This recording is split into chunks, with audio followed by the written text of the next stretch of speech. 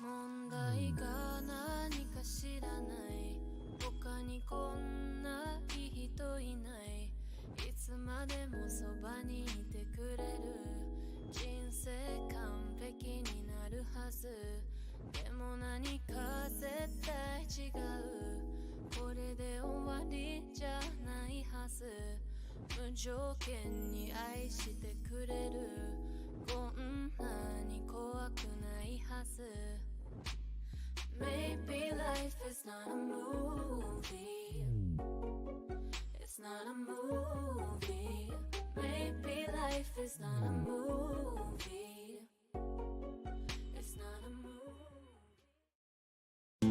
Thinking about career growth? Join Asian Center of Entrepreneurships and Real Estate today. Learn more about decision making, essentials of business, improve marketing performance, develop crucial communication skills, and more. Join ACE-RE today and get a chance to be mentored by the best professionals in the country. Unlock the entrepreneurship inside you. Learn from the experts. Contact us at 0969-557-7017 or email us at asiancenterentreprealestate@gmail.com.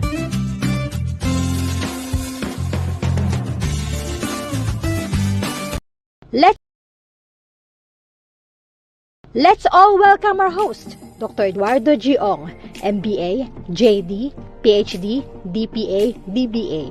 He is a highly respected real estate professional, educator, and mentor. He holds a PRC license number 001 for real estate broker, appraiser, and consultant. He is the first chairman of Professional Regulatory Board of Real Estate Service.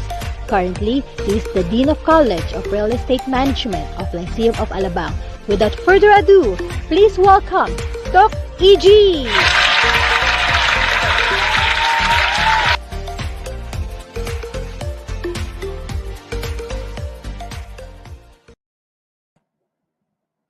Ayan, good morning, real estate. And good afternoon, world. Hello, everybody. Welcome to the 115th episode of Each Doc EG Live. We talk about issues on business and real estate. We call it Usapang Lupa at Negosyo. It also a venue for you to ask questions on matters that are not clear to you as regards to real estate and business. Likewise, entrepreneurship in general. Today, we are so lucky to have invited three resource persons who are well known in their own craft. We have one from Dumaguete City who has been doing a lot of business in Dumaguete and Cebu, and who is already a well-known and acclaimed real estate practitioner. Also, we have invited an engineer to talk to us about the profession, and especially now, we also have invited the president of the Philippine Federation of Real Estate Service Professionals. Kaya antayin natin, it's called PFRESPI. Antayin natin mabuti at tatanungin natin kung paano, bakit ba na ang PFRESPI ay na-organize, ano ba ang mga objectives, ilan ba ang membership at sino ba at mag-i-invite sila ng mga members to join the organization. Kasi we all know that we need organization.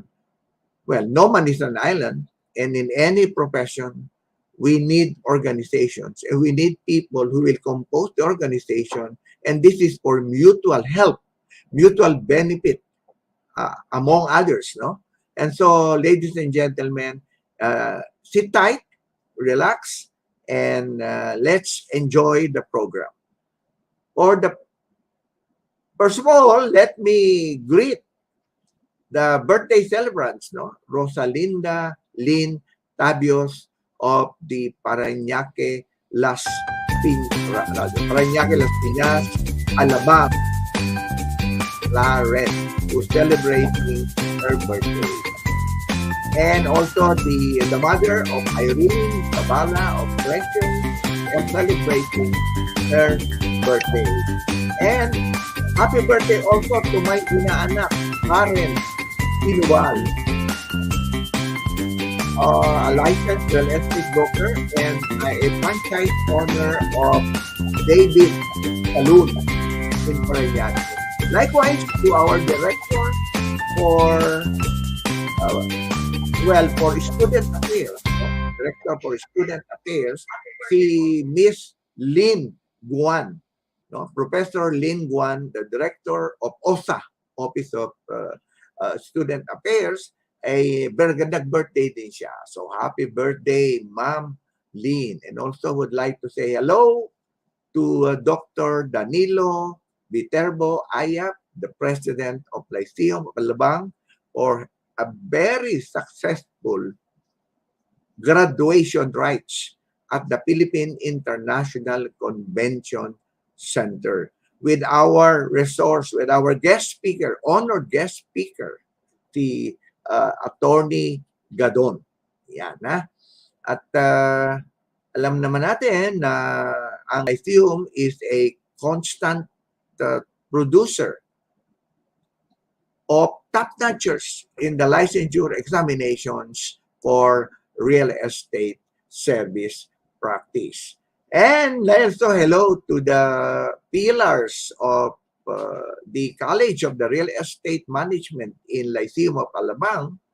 Well, of course, I want to greet Ann Villarreal and Jade Kimoy. Jade Kimoy. Hi, Jade. Nakita ko sa mata mo kagabi. Kahapon pala, nung pagod na pagod talaga si Jade. I think we have over 800 graduates from the different colleges. And it was indeed a very successful activity, culminated by the graduation.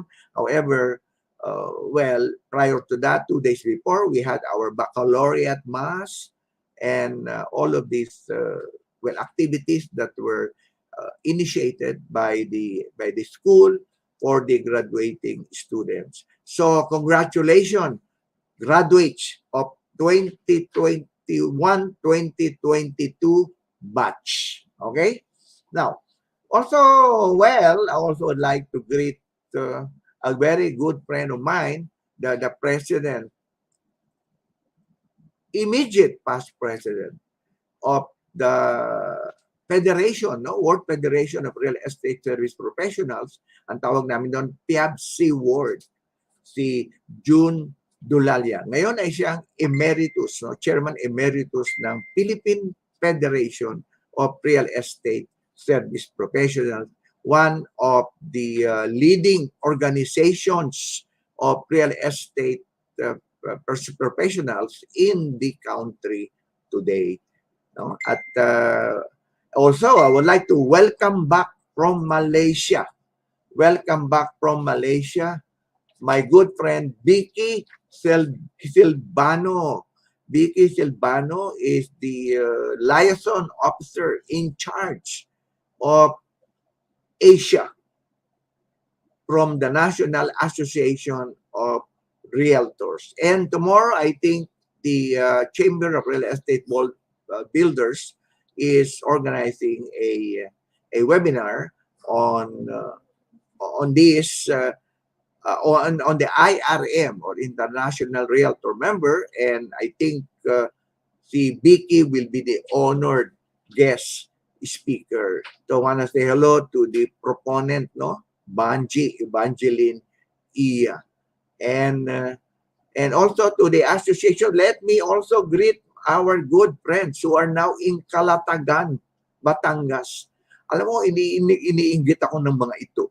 Kanina, called them up and they were enjoying the good scenery like si Attorney Moby Arquisa, talaga na naman at nakakainggit sila. And si Terence Ang, the president of PMRB.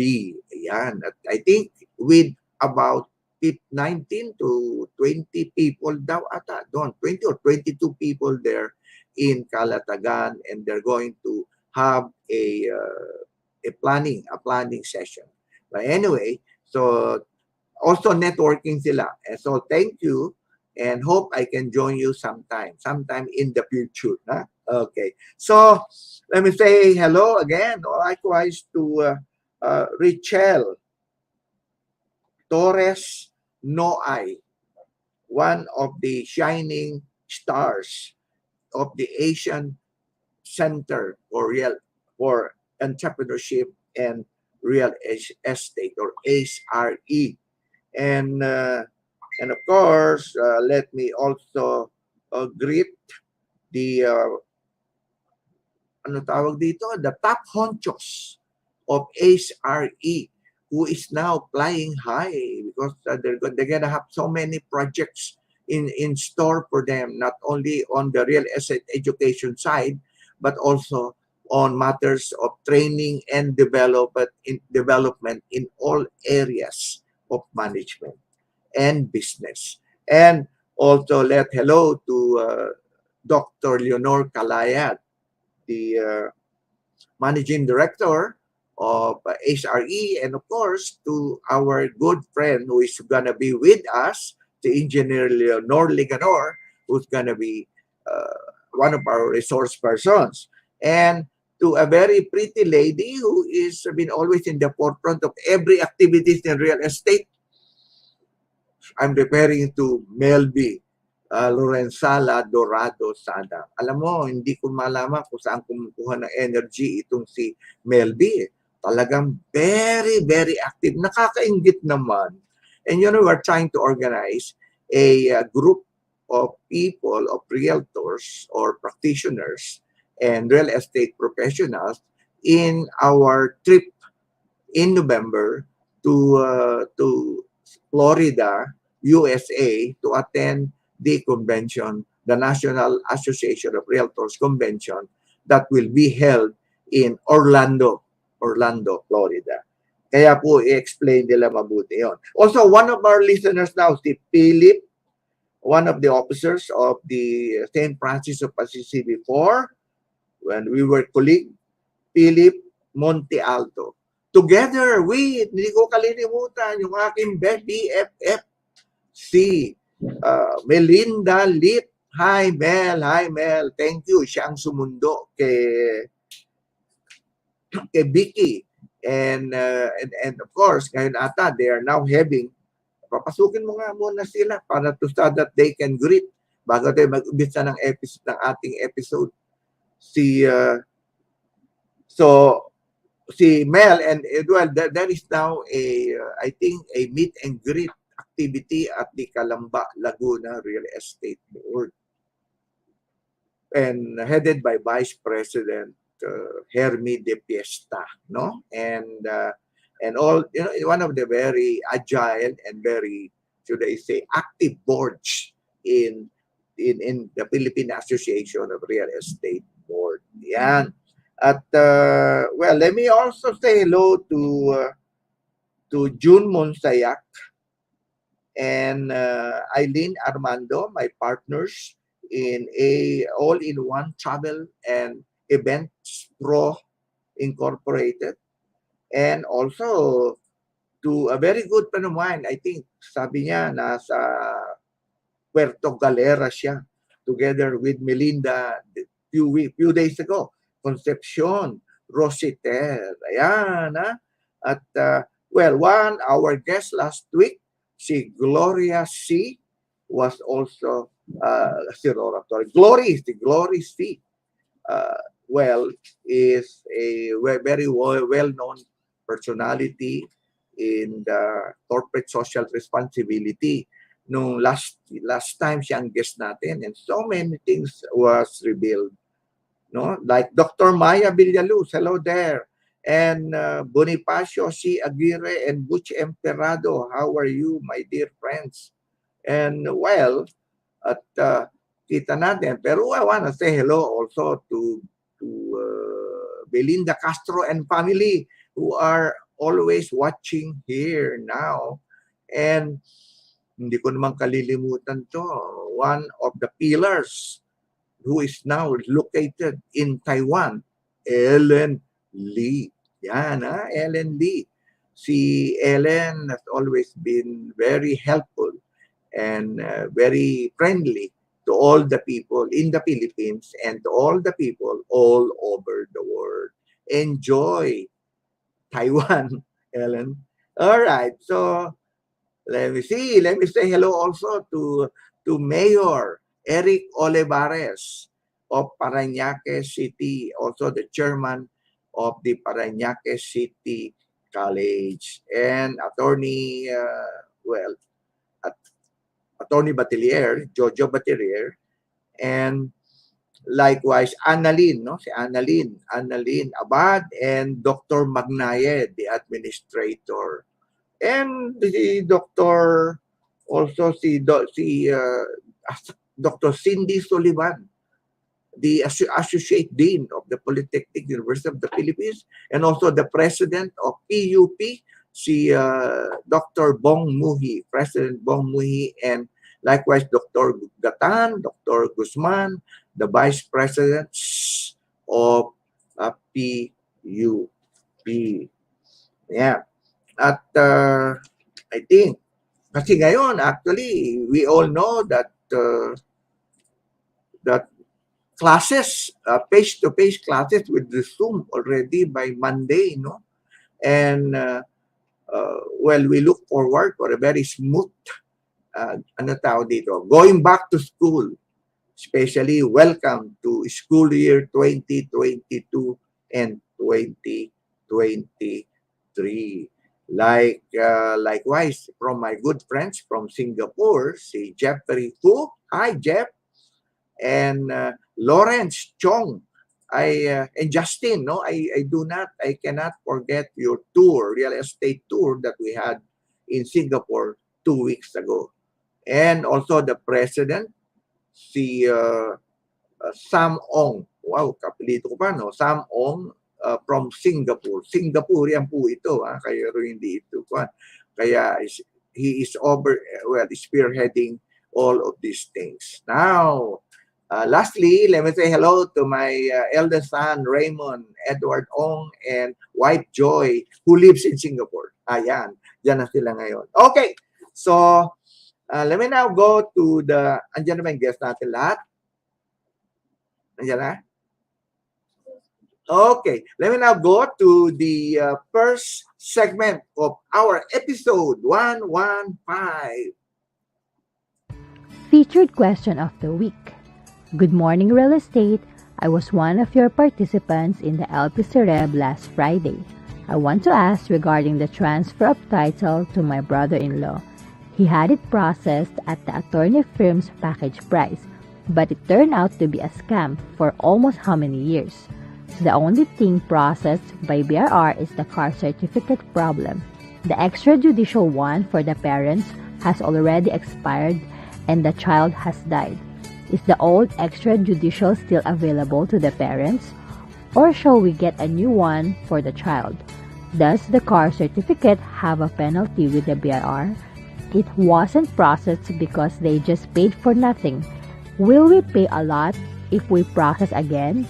What should be done? Please advise, Doc E.G. Thank you. Actually, I think my secretary did not edit the question. However, the way I look at it, it was the problem of extrajudicial partition, that they have hired a legal counsel to do the transfer to the legal heirs, no, from the decedent napunta sa legal heirs. Pero I think something did not happen, and up to now wala pa yan. You have my suggestion is you have to check. We check with your lawyer what really happened. Actually, it is a case wherein it will have to be undertaken and filed to the court, so that once an order is issued by the court, then the extrajudicial partition of your properties are done, then it will now be transferred to your name, and you can go to the Register of Deeds so that it can be transferred. You were mentioning about car, but I think you were saying that, well, hindi naman related yun eh. O yung car mo na ilipat na. So it's easy because you know when you say legal partition, the partitioning of everything. So paano ba yan? I think we really have to look into the papers more concretely and accurately. Our good counsel, no, Attorney Rick Albano, will help you in the analysis of your paper so that uh, you can proceed with your uh, legal process, no, and the extrajudicial partition. Now, we do not know yet kung hanggang saan ka na nakarating. But I suggest that you come and meet us in our office, so we will refer you to our legal counsel, to our lawyer, who can help you do the nitty-gritty, explain to you the steps by step on how to do it. So we expect you to come to the office by next week. Okay, so now, ladies and gentlemen, we move on to the featured broker of the week.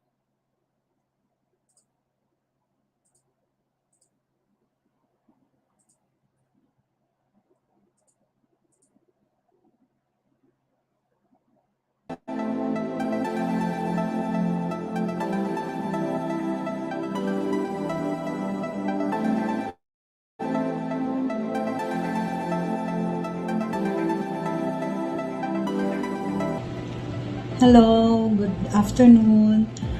I'm Leia C. Walker of Alea Real Estate based in Davao City, Philippines. No, my PRC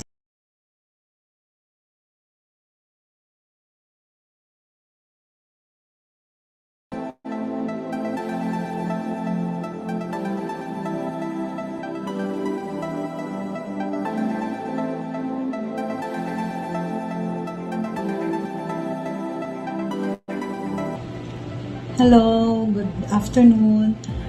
I'm Leia C. Walker of Alea Real Estate based in Davao City, Philippines. No, my PRC license number is 0018377.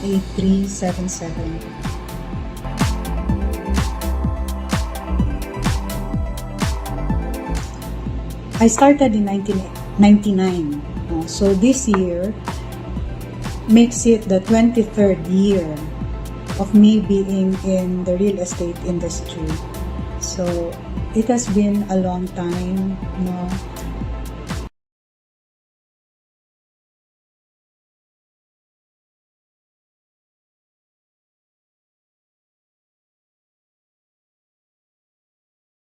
Okay, I think we are encountering some technical difficulty because I think the file was so big, and that's why it cannot. However, my team, my IT team, is trying to remedy the situation. Okay, so balik naman natin siya mamaya. Ano, ha? Kaya? O kaya na pwede na ngayon? Okay, so we now move on. Ayusin mo. We now move on to the Info Beach. Infobits brought to you by Doc EG Live. Did you know that a professional organization, sometimes referred to as a professional association or professional body, exists to advance a particular profession, support the interests of people working in that profession, and serve the public good? It facilitates innovation, communication, and connection. A professional organization typically requires member dues, has an elected leadership body, and includes a range of subcommittees or functional areas. Professional organizations can be both national and international.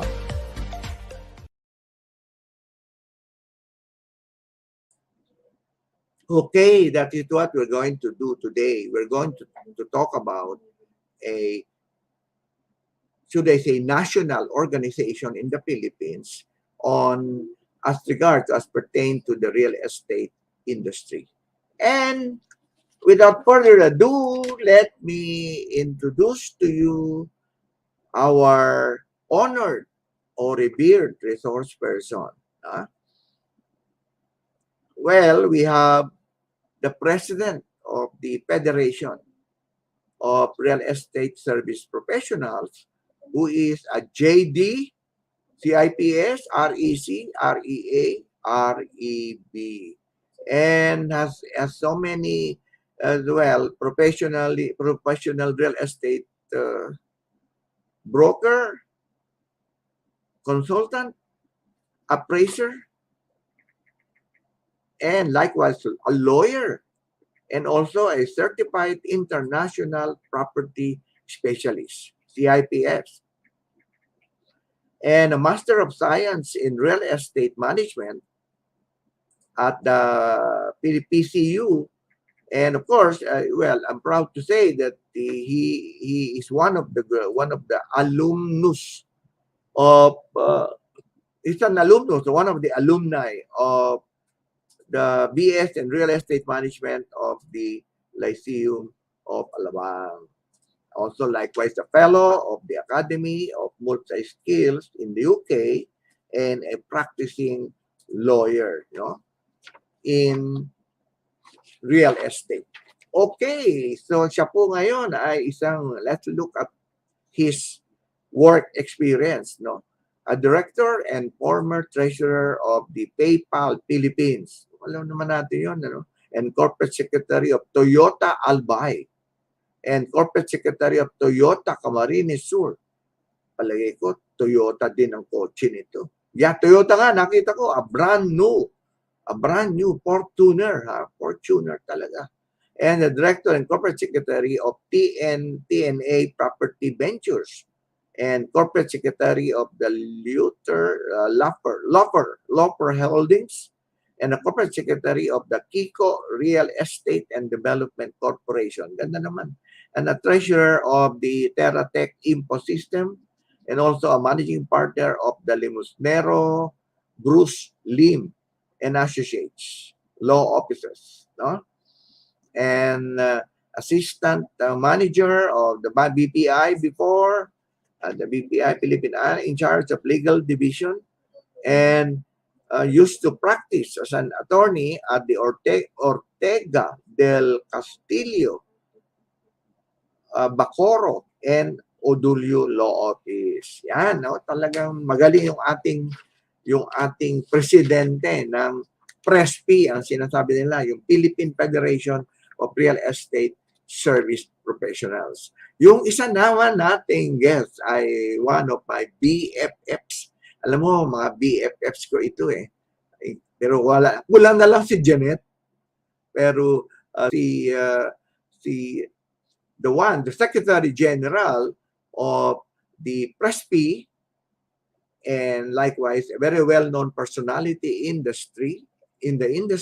real estate industry, and also used to be working with the HLURB before. And I think marami po siyang mga achievement na palay ko, and at the same time a vice president now for administration of the ASRE, or Asian Center of Entrepreneurship and Real Estate. Now, a rising star in the training and development industry. Kaya magaling po itong aking isa sa mga BFF na masasabi ko na a very dedicated professional, a very upright and ethical practitioner, and somebody I really admire most because, ang kanyang asawa ay kumpare ko, si Paring Ray, at siya po ay walang iba kundi si Engineer Eleanor Nong Liganor. Yan, ha? May isa pa ating guest. Ang guest natin ay si Melby Lorenzala Dorado Sadang, isa sa mga pinagpipitagang kong, well, real estate broker practitioner in the Philippines today, connected with Filipino homes. By the way, Melby, I've met Tonton Luterio during the graduation, and congratulations also to May, no? Yung kanyang anak graduated also in our college. Congratulations, May Luterio. And also, but you know, I am so really excited. Why? Because I know that Melby is a nurse and also a medical technologist. In other words, as a medical profession siya. But when the real estate when the real estate profession, well, attracted her, lured her into the practice, she succumbed. And now she is now a very successful real estate practitioner in somewhere there in the Visayas.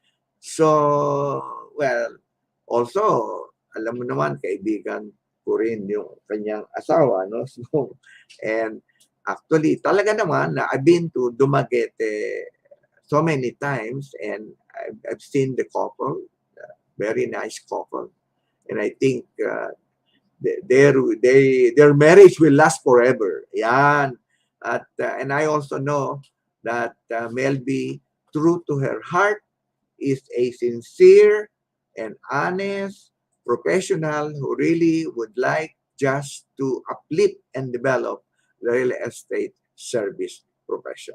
Okay, so without further ado, let me introduce the 3 top officers of the Philippine Federation of Real Estate Service Professional. PFRESPI, hello! Hello there! Hello. Hello! Yes, Attorney Mike, how are you? Si Attorney Mike, you know, pinagbigyan lang niya tayo kasi he is a little bit sick. Medyo may sakit siya, nakaka-recover pa lang siya, pero alam mo naman, that's the beauty of broadcasting from home, di ba? Kaya dapat, maraming salamat, Attorney Mike, for being with us. Salamat, Doctor, for having us. Hindi naman tayo matutuloy kung wala ka. At si Presidente si Chairman Emeritus, wala pa rin eh. At meron na ata siyang activity, si President and Chairman June Dulalia. Also, hello to Nom. Wow, you look so pretty. You're pretty this afternoon. And lalo na si Merty naman ha. Ganda naman. Sana all. Now, I would like you to perhaps give you a few seconds to greet everybody.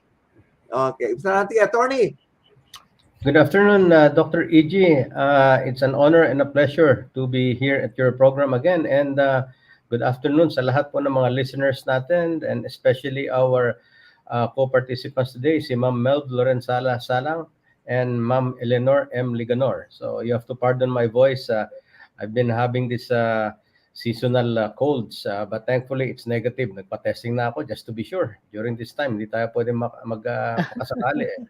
So I'm happy, but at the same time, I still have the colds. So thank you so I will not let it stop me from joining Doc E.G. in this program kasi napakalaki pong public. Okay, you know, we have been published, we have been promoted, and I think we are now being viewed worldwide. Okay.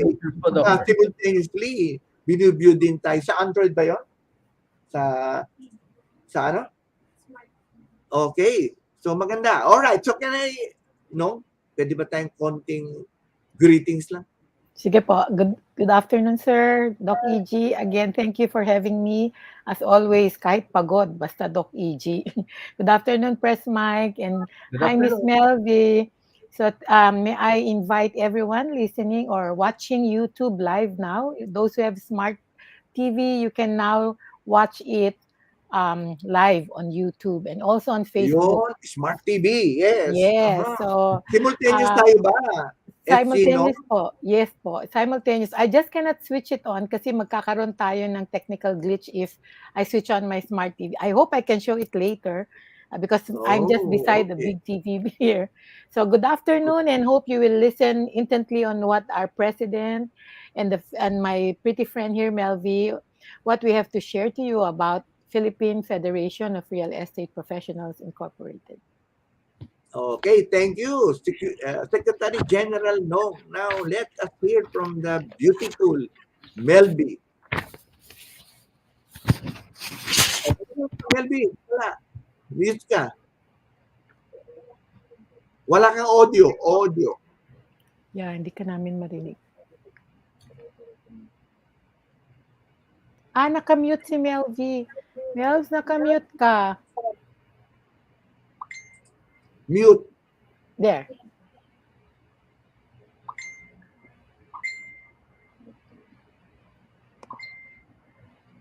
Paano magagawa mo yan?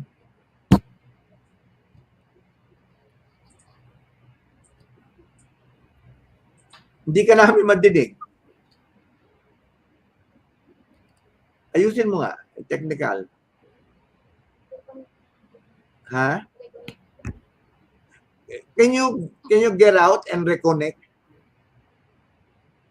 Mag-reconnect ka, reconnect. Ayan, okay. Now, in the meantime, alam niyo ba, alam naman natin na ang title natin nakalagay, PRESPI, Responding to the Challenges of the Real Estate Service Profession.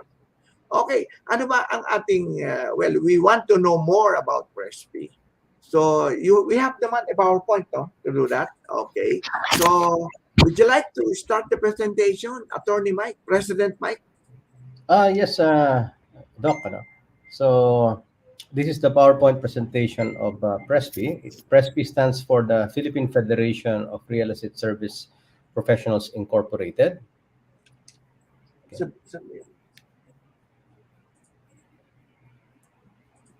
Right. So, it's an organization of real estate practitioners made up of brokers, appraisers, assessors, consultants, and salespersons. Hi. O yan na. Kayo naman ay hindi ko marinig ngayon. Oh, good. We can hear you now. We can hear you, Melby. Wala. Okay na, Melby. Okay na. Okay na, Melby. Okay na. Yeah, Hello. we can hear you. Yeah, Hindi we ko can sila hear marinig. We can hear you. Okay, correct. Now, if you see me, you're okay. Go ahead. Kayo bang dalawa, you can hear me? Yeah, we can hear you. Okay, so you can hear me. Si Melby, wala. Kanina, nakita siya, pero nawala na siya uli. Okay, so tuloy na, Mike. Yes, sir. Mike. Okay, so ginawa po natin ang PRESPI in response to RA 9646, otherwise known as the Real Estate Service Act or the RESA law. Okay. So naririnig niyo ako but I cannot hear you. I'll just go back later. Anyway, good morning, Doc. Thank you so much for that generous introduction. Yeah, especially that BFF thing, I still cringe each time you tell the world na I am one of your BFF. I feel not worthy actually. Going back, kudos to your guest speakers for today's 115th episode. PRESPI's President, Attorney Michael Limosero, and PRESPI's Secretary General, also my favorite person, Engineer Eleanor Liganor, and to all of your viewers, most especially to you, Doc. Mahal na mahal ka namin. It's quite a gloomy day here and about to rain, but tuloy pa rin tayo. It's Doc EG Live, Usapang Lupa at Negosyo. PRESPI responding to the real estate challenges. Okay. Hindi ko kayo naririnig, Doc, so I will go back to the laptop later. Okay. Thank you. Dalawang gadget ako, Doc. Yeah, oo. I can't hear you here, but I can hear you in the laptop. Okay. Thank you. Sige, press mic. Yes, sir. So, ginawa po natin ito to respond to the challenge of the RESA law na magkaroon tayo ng isang organization to be the umbrella institution for all real estate service professionals. So ito po yung ginawa natin, it's PRESPI. It was made by the sabihin na natin the pillars of the real estate profession. And there are 15 na mga original po na mga founders po nito. So those represent the most senior and the most experienced of the real estate industry. And then it flourished during the time and up to the present. So nagkaroon lang po tayo ng amendment during 2011. After that, in 2012, it's the latest version that we have right now. So it was organized in June 9, 2011 by a group of real estate service practitioners from the government and private sectors nationwide. So we also include the assessors because it is required by the RESA law that they are also included as one of the real estate service professionals. So along with the brokers, the appraisers, and the consultant, we have the assessors also as our members. Okay, next slide, please.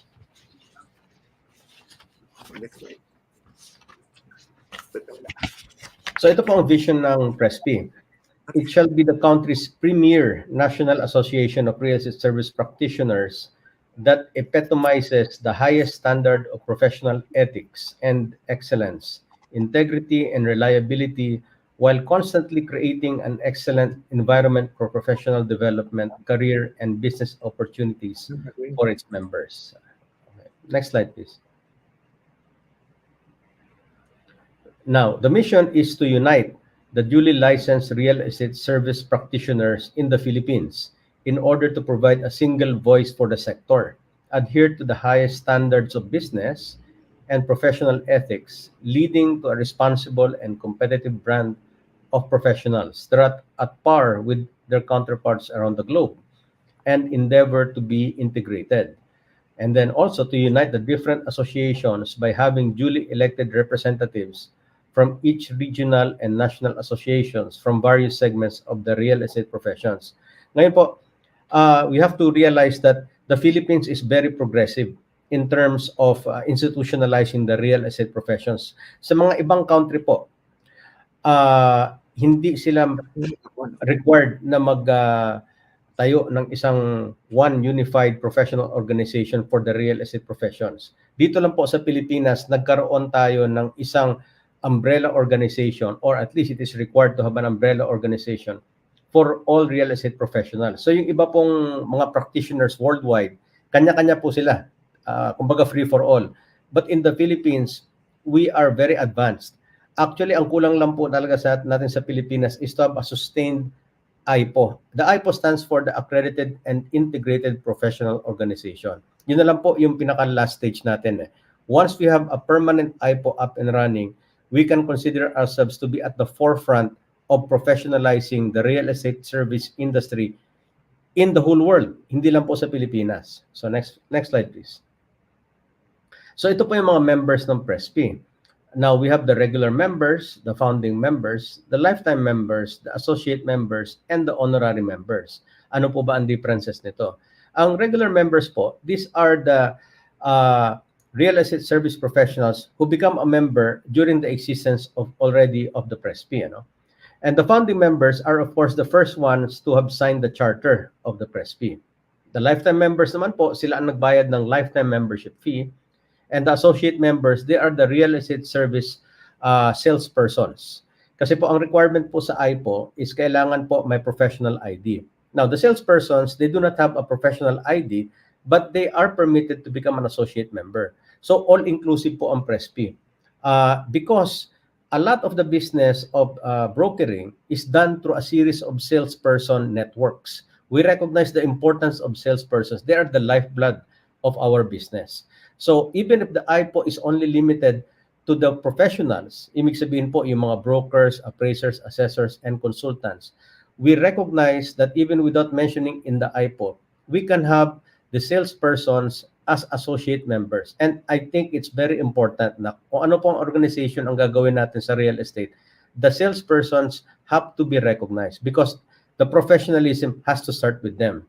Yun po ang importante doon. And we also have the honorary members. Ito po yung mayroong recognized na invaluable contribution ng kanilang talento, ng kanilang oras, at kanilang kagalingan. And we give them this honor na hindi na kayo kailangang dumaan sa regular process, but we recognize you if you accept our nomination to be an honorary member.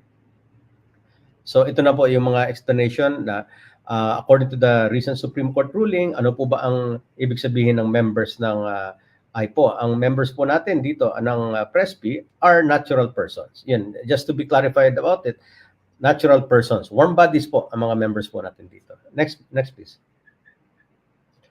So ito po yung explanation ng associate members. Ito po yung mga real estate service salespersons. In-explain na po natin. Next slide please.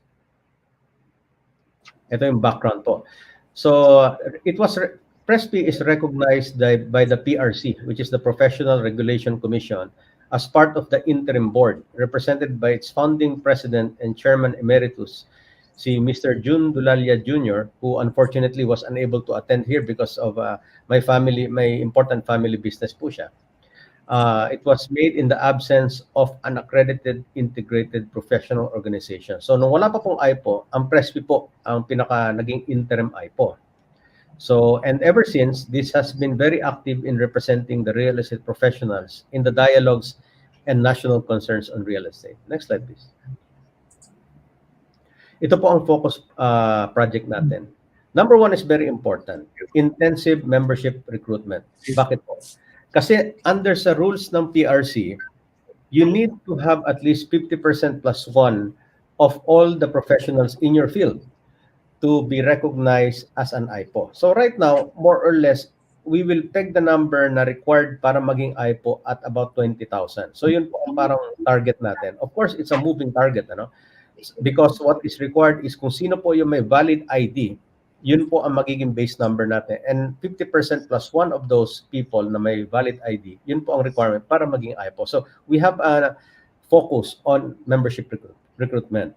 And we also are focusing on chapter formation because we need representation from all the three major island groups, the Luzon, Visayas, Mindanao, and of course the capital, the NCR. And our goal is to professionalize the industry through seminars, advocacies, and the granting of awards para ma-motivate po sila. And then partnership with developers.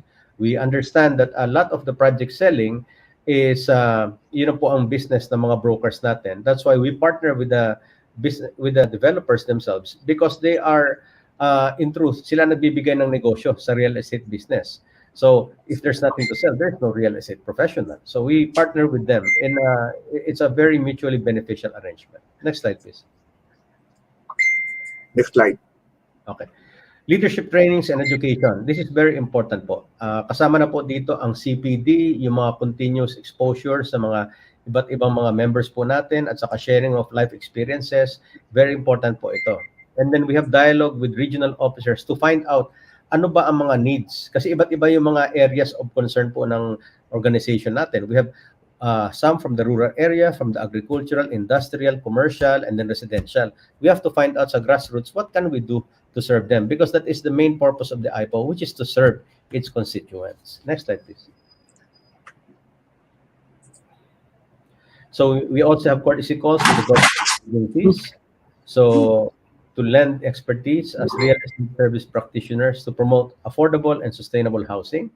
And we have regular business meetings and fellowships. Ginagawa po natin ito sa Club Filipino or any other place that our board of trustees determines to be the best place para mag-meeting po tayo. We also have yung ganito pong form na mix na may online, tapos mayroong face-to-face, whatever is required by the circumstances. So right now, we're opening up already to face-to-face kasi medyo bababa na yung risk na ito. But still practicing, of course, yung basic safety protocols. And international meetings, kaya nga po sinabi ni Doc EG, mayroon po mga conventions in the United States, you have conventions in Europe, and in the whole of Asia. We also participate in that because we cannot be living in an island, lalo na po with the gradual globalization of trade, including yung sa ASEAN. We're going to be opening up sooner or later with the ASEAN. So we are preparing ourselves with that groundwork na ready na po tayo sa ASEAN at saka global integration. Next slide, please. So, well, ito po yung agenda natin. We grow our members. We already discussed that. Next slide, please. So, chaptering, we already discussed this. We are growing our chapters every day. And right now, we have more or less about 1,000 members We are continuing it, yung efforts natin na ito. So we are also partnering with yung mga other real estate organizations like PAREB, RIBAP, and REA. Lahat po yan importante.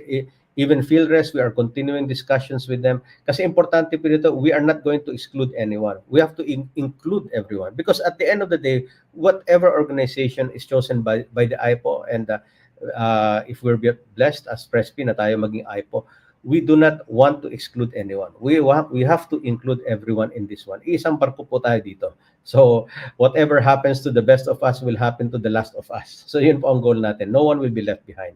So next slide please. So ito po yung rules ng PRC. Ito pong number 1. Na-meet na po natin lahat ito eh. Yung number 1 is the integration purpose. Na-meet na natin yan. That one of our purposes is to promote the policies, objectives, and purposes of the PRL. PRL is the professional regulation law. And then number 3 is it's a duly registered non-stock non-profit organization with a BIR certification. Na-meet na natin yan. Itong number 4 po ang pinaka-challenge. That's what we are working on. It's membership of 50% plus 1 of the registered professionals possessing current and valid professional identification cards. So ma-meet po natin ito. We have already 4 out of 4 checklists. Right now, we already have 3 out of 4. Isa na lang po yung kulang. This is what we are working on. Next slide, please. So, ito po yung rights and privileges. As an IPO, we have the right, may say na po tayo kung sino magiging members ng PRBRES. And then, if we want to suggest any amendments in the Code of Ethics, we can do so. And then, ang may importante po, pag may IPO, pag mayroon pong misunderstanding, let's put it that way, between real estate professionals, kasi nagkaroon ng problema sa selling, magkakaroon tayo ng grievance machinery. Kasi right now, pag magkaroon ng away, dediretso na sa korte. Ang korte po, well, sanay ako doon, that's my job. I practice real estate law and litigation. Pero po magastos, time-consuming, and nobody is really left satisfied.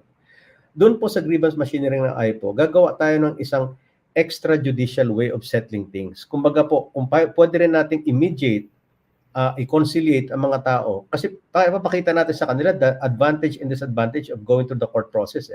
If you go through the grievance process of the IPO, you don't have to spend so much. And then, ang pinaka-importante, maybe the relationship will be preserved. And then, hindi na po tayo magkakaroon na napakaraming demandahan just because nagkaroon ng misunderstanding. So, for me, that's one of my main goals. Remove natin yung napakaraming cases sa docket ng mga korte and then repair the relationships if it is possible. So, next slide, please. Duties and responsibilities, medyo technical na lang po ito, pero kasama na po dito is yung amendment ng Code of Ethics if it comes to it, and of course yung nomination ng mga bagong i-replace na sa mga PRBRES. That's the Professional Regulatory Board for Real Estate Service, because that's one of the jobs of the IPO when it comes down to it. Next slide, please. And yeah, ito po yung sinasabi natin ng Code of Ethics is prescribed and issued by the IPO. Under the RESA law, it is the IPO that prescribes and issues the IPO, and it's adopted by the PRC and the PRBRES. Next slide, please. So anyway, mga amendments na po ito, we don't need to go through that. So next slide, please. Ito po yung ating mga people who have given their time, effort, and energy to maintain PRESPI. Ito po sa upper left po dapat yung kasama natin ngayon. Siya po yung isa sa mga pinakahaligi ng ating real estate service, along with Dr. E.G., who is the first chairman of the PRBRES, the second pillar of our organization. So kami po yung mga ano lang po dito, mga extra lang po kami. We're the supporting actors and actresses. Next slide, please. So ito pa po yung mga iba natin, mga board of trustees. They are one of the originals. Ito po yung the originals. Next slide, please. Maraming salamat po. And Dr. E.G., back to you, sir. Hello, yes. Thank you, Press Mike. Natingin mo ako. Pero hindi ko okay, thank you, Press Mike. May mga tanong dito no? But before we go into the questions in the Q&A portion, let me greet our viewers. Pumasok sa atin si Edna Tumala. si Elizabeth de Guzman, hello, and also from Iligan City, Story Mike, si Liza Bacala Wow. is here. By the way, from And Mindanao. si Libao Bernal, si Lexi, and got Monica Hernandez. And would you believe it? The president is here. President Nestor Correa of the Filipino Institute of Property Managers and Administrators, PIRMA. Yan. Si Good Nestor. Hi, afternoon. President Nestor. Dapat i-guest kita rito. And Pelakio from Cebu. And nandito sila. And, well, from Las Piñas City Real Estate Board, we have Cielo Laksamana. Hello, President Cielo. And Benice D. Andito pa rin si Rexy Bernal. And Lau Anita Z. And si Ibet Maglinte. Yan. At nandito, marami pa po dito pero hindi pa nakukuha ng sekretary ko yung mga pangalan. Sabi ko, mag-shoutout kayo at makon kayo. Also, we are being viewed also by my students from the University of Santo Tomas, Graduate School of Business. Yan, okay. Now, ang tanong nito, President Mike, may nagtanong dito na si Joe. Ang sabi niya, paano ba maging member ng PRESPI? At miyembro na po ako ng PAREP. Paano po doble ang babayaran ko? Pag ba na ang IPO ba ay compulsory o pwedeng hindi kami maging member? That's a very good question po. Thank you for asking. Ang IPO po kasi is a required organization under the RESA law. So we cannot avoid joining the IPO. Pero ang mapapangako po namin sa inyo, it's not a great burden to you because our membership right now, sabihin ko na po, is 100 pesos per year. Ang ginagawa po namin lang, minsan nangongolekta kami ng advance ng 3 years na 300 pesos. Pero isipin niyo po, pag nagkakape ako doon sa Starbucks, ang grande is already 165 pesos. Yeah. Isang kape lang po yun. Alam mo, yung if you divide 100 pesos for 1 year, kung yun lang po ang babayaran nyo, that's just, ano po yun, 35 centavos per day. Something like that. Para bang, mas mahal pa po yung pamasahe natin sa isang araw kaysa sa membership namin. And we purposely kept it that way. Kasi po, ang goal po namin as the IPO, kung mapapalarin po kami na mapili as the IPO, is to do only what is required by the law. Hindi po kami mag-i-encroach doon sa trabaho ng PAREB, RIBAP, NREA, o kaya PhilRes. We will not encroach upon their jobs. Ako, ang trabaho po nila is, halimbawa, gusto nila mag-perform ng CPD because that is their fundraising. We will let them do that. We will not get involved in that. Ang requirement lang po sa IPO is to maintain a database and a certification na paghihingi ng Certificate of Good Standing, which requires a computer, one secretary, one telephone line, one light, isang ilaw lang, siguro electric fan, at saka yung pang-upa sa opisina. Only the minimum that is required by the law. Ang pinaka-importanting function po ng IPO is magkaroon po tayo ng isang organization to represent all the real estate service professionals. And again, we will not compete with PAREB, we will not compete with REBAP, we will not compete with NREA or the other organizations. Kung ano po ang ginagawa nila, hindi namin kokopyahin yon. In fact, ang gagawin lang natin is kung ano lang po ang required ng RESA law. Kasi nire-require po ng RESA law yon. So, will you be paying twice? Yes po. Magdagdag po kayo ng 100 kada isang taon. So, kung yun po ay matitiis ninyo yung 100 isang taon, ay siguro po hindi naman kayo malulugi kasi ang makukuha niya po is certification which will be printed in colored paper.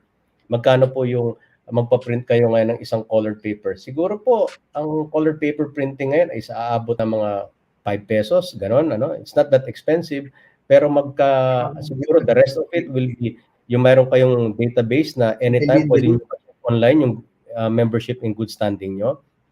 And then anytime you have the services of yung grievance machinery na pag magkaroon po kayo ng problema sa isang selling, i-bring niya yung complaint sa IPO. Pagkatapos the IPO will sit down and have a conciliation meeting with the other party. Kasi po halimbawa magkaroon tayo ng kaso tapos demandahan ka agad, diretsong PRC, diretsong korte, napakagastos na po. Sa IPO, we're going to do conciliation and mediation. Yun po yung malaking nakikita ko na benefit po nito. And yun nga po talaga na magkaroon tayo ng isang voice as real estate service professionals na maiwasan natin yung moonlighting. What is moonlighting? Napakalaking problema po ang moonlighting. Sinimulan po ni Dr. EG yung effort nito, yung kampanya, para matanggal yung moonlighting. Ito yung illegal practice of real estate brokering na kung sino-sino na lang nagiging broker. Pero sino po nagsasuffer? Una-una nagsasuffer po yung mga kliyente. Kasi itong mga ibang mga moonlighter na ito, pagkakuha nila ng pera, yung initial down payment, hindi na nila binabalikan. Ini-scam na nila yung mga tao. And how do you get after them? If these people are not registered, how are you going to be protected? Hindi po kayo mapoprotect kasi sino mga to, nagpagawa lang ng ID to na peke. Whereas kung tayo po magkaroon ng isang database, you can check the name and the picture of the person. Ito ba ay talagang licensed real estate practitioner? You can check it in our database and we will say yes. And you know, we might save you ₱1 million by verifying yung kausap mo is a licensed real estate professional. So yun po ang pupuntahan ng ₱100. Again, I have to emphasize, 100 po ito. And before nangyari po ito, we just subsidize, lalo na sila Doc EG, kami at saka si President Jun Dulalia, we were subsidizing, in fact, So lahat ng mga meetings, lahat ng mga papers, kami yung nagko-contribute po ng mga board of trustees. Sa amin nga po, kung pwede lang na hindi kayo magbayad at all, gagawin namin. However, that is not sustainable. And as real estate professionals, we know the importance of sustainability and accountability. Kaya kami po nag-charge ng kahit ₱100 kasi alam namin, if you have a stake in the organization, even if it's a small stake, ₱100 lang yan, you will feel more protective na, teka, organization ko to, aalagaan ko ito. In the same way na inaalagaan din kami. So, maliit na halaga lang talaga yung 100 para lang po may kapalit tayo naman na may protection tayo. So, yun po ang in-emphasize namin that we will not compete with the REBAP. In fact, we are being supported by a lot of the members of the REBAP, the PREB, because precisely we want to represent all of them. We are the representatives of REBAP, of PREB.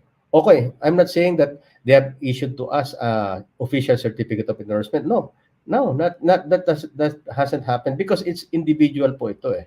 Kaya nga po, ang IPO is an association of the individuals, but we are seeking the support of the national organizations like REBAP, PAREB, and REA because we know that we can help them in the same way that they can help us. Now, without competing, again, we have to underline every time and emphasize, we will not compete with them.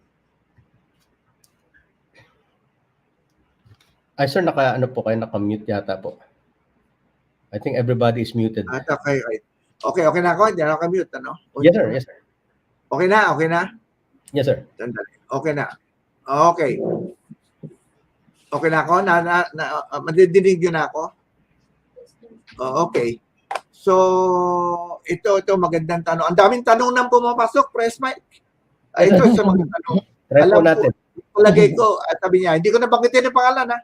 Yes, I am a licensed real estate consultant, a broker, and an appraiser.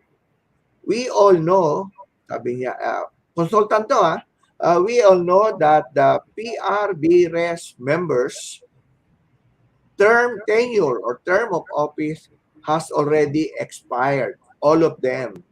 So how can we, as holders of 3 licenses, apply?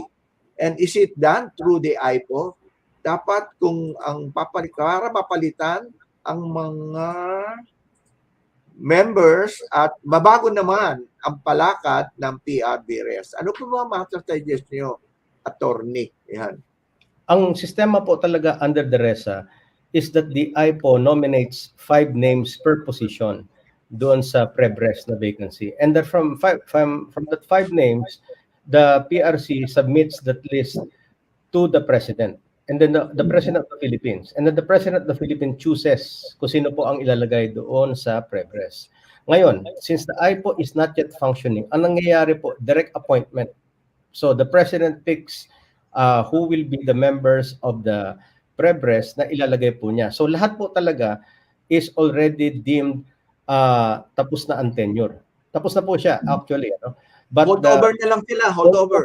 holdover na po as with any organizations like corporations, like the HOAs, naka-holdover capacity. Pero ang ibig sabihin lang po nun, anytime the president can say, oh, this is your replacement, okay, please brief him on the transition period. Ganun na po siya. That's why napaka-importante po ng IPO. Kasi right now, the organizations cannot officially nominate as an IPO. You can submit your names, of course, and then yung endorsements. Pwede mag-endorse po ang PAREB, ang REBAP, tapos submit po natin siya sa Office of the President through the Office of the Executive Secretary. And ganun po. So, ang nangyayari po, the official machinery of nominating and replacing the names in the PRBRES is not functioning because there is no IPO. Yun po ang problema. Okay. Tanong din to. Sabi niya, I think we are licensed speakers, accredited speakers of PRBRES who were not allowed to renew for no reason at all.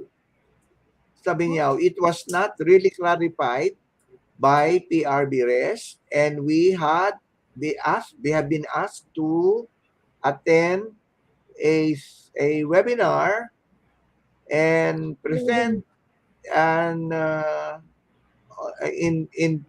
with the PRBRES a talking points. In other words, that what we are going to discuss.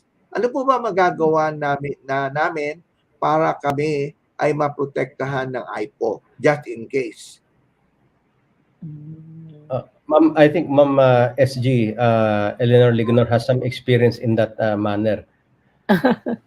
Okay. Actually, as an accredited speaker, I went to PRC, Moraita, a couple of days back.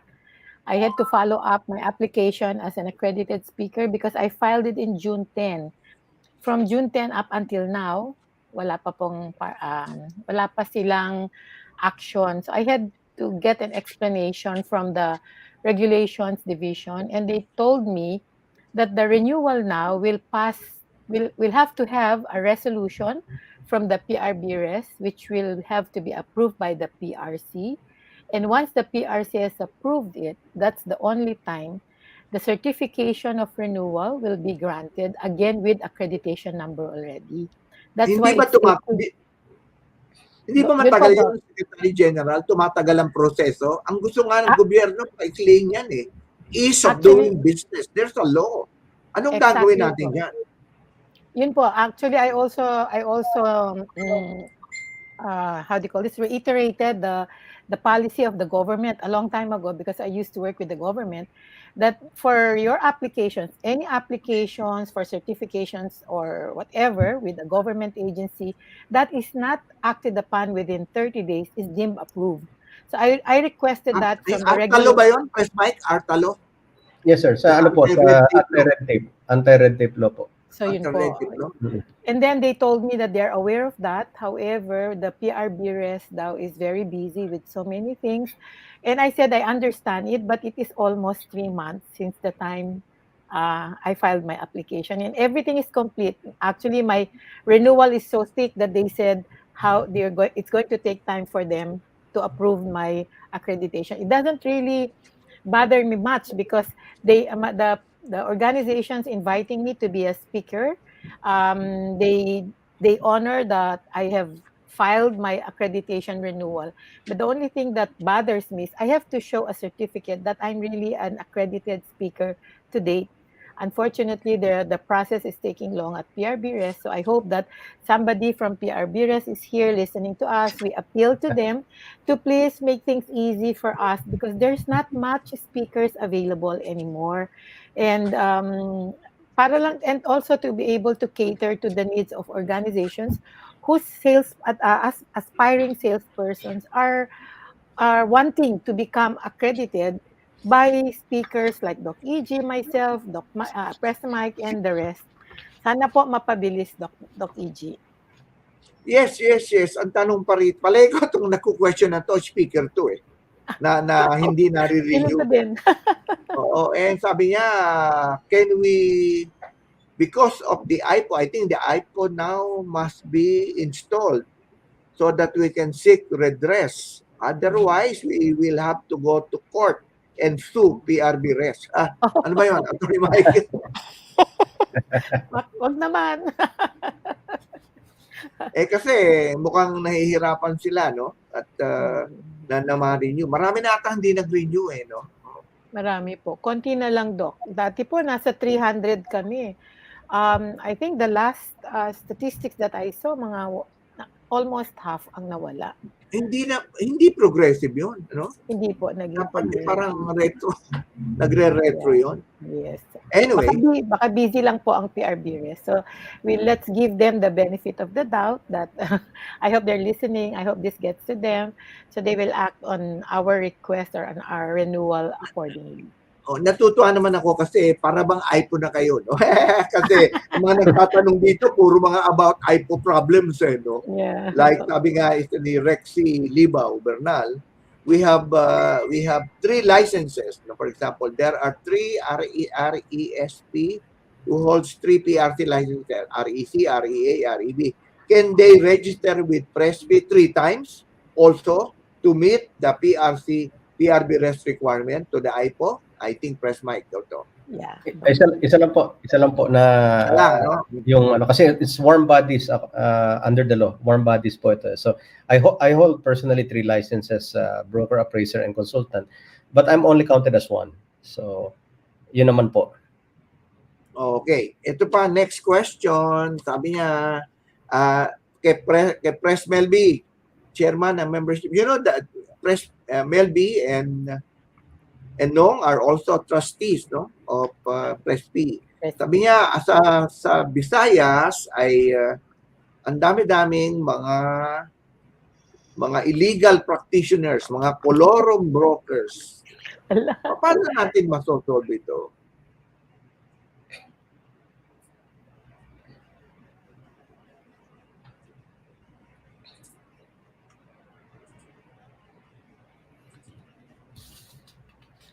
Wala, hindi ka pa rin madinig.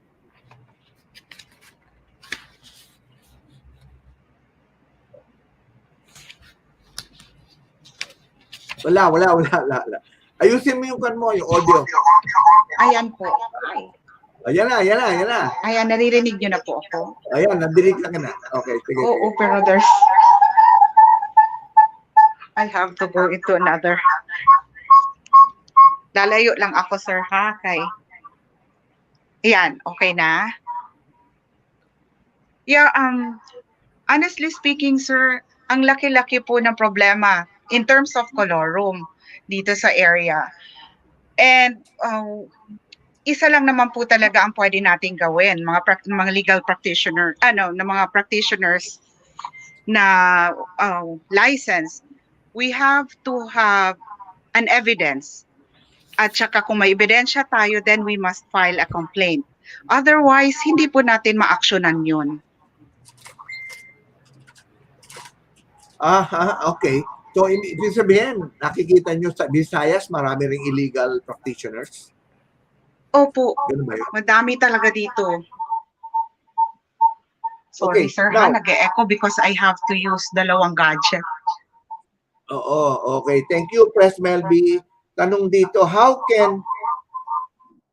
if I'm a member of PRESPI, how can I be protected in case that there are problems that arise? SG Nong. Doc, baka si Press Mike ang pwedeng sumagot, lawyer po.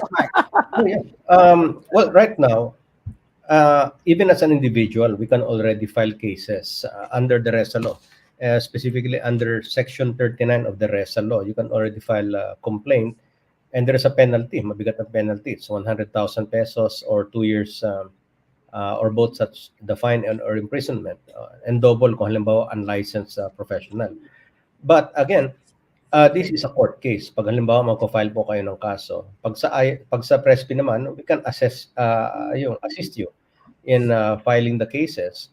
But not as an IPO kasi hindi pa kami recognized na IPO. Now, pag maging IPO na po tayo, we will have the additional benefit of doing yung grievance machinery, which is yung mediation conciliation. Yun po ang mas maganda sana. But right now, we can do it on a voluntary basis kasi mediation is a voluntary agreement naman po ito. But we do not have an official standing to perform mediation right now. Halimbawa, magpatawag tayo ng members ng pareho namin sa PRESPI na, oy, mayroong nagreklamo na mayroon daw binibentang lupa pagkatapos nagkaroon ng problema about the SPA. Can we guys meet dito lang, informal lang, dito lang sa Starbucks, pag-usapan lang natin. We can do mediation and conciliation. But again, pag taga-ibang organization po yan, of course, we cannot convince them to come to us para mag-mediate and conciliate. When we become an IPO, it will now be required.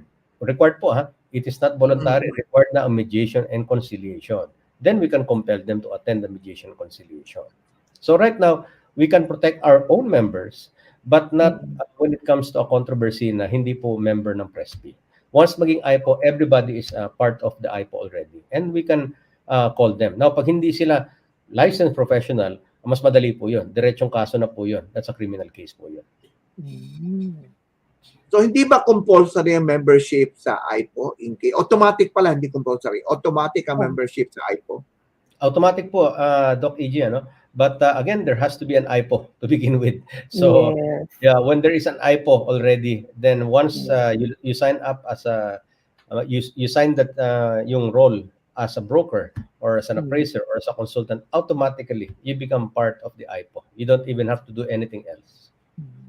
Okay. So, I think this is somebody from PFC Philippines. Pero di ko na rin magitin ang pangalan. No? Sabi niya, ang PRESPI is composed of individuals who are well-known in the industry and top and outstanding professionals in their own rights. So, it should be the one accredited by the PRC as the accredited and integrated professional organization. Kasi po, napakadaming politika sa industry natin. Kaya ano bang magagawa natin dyan? Dapat ay magkaroon na tayo ng IPO. Yan.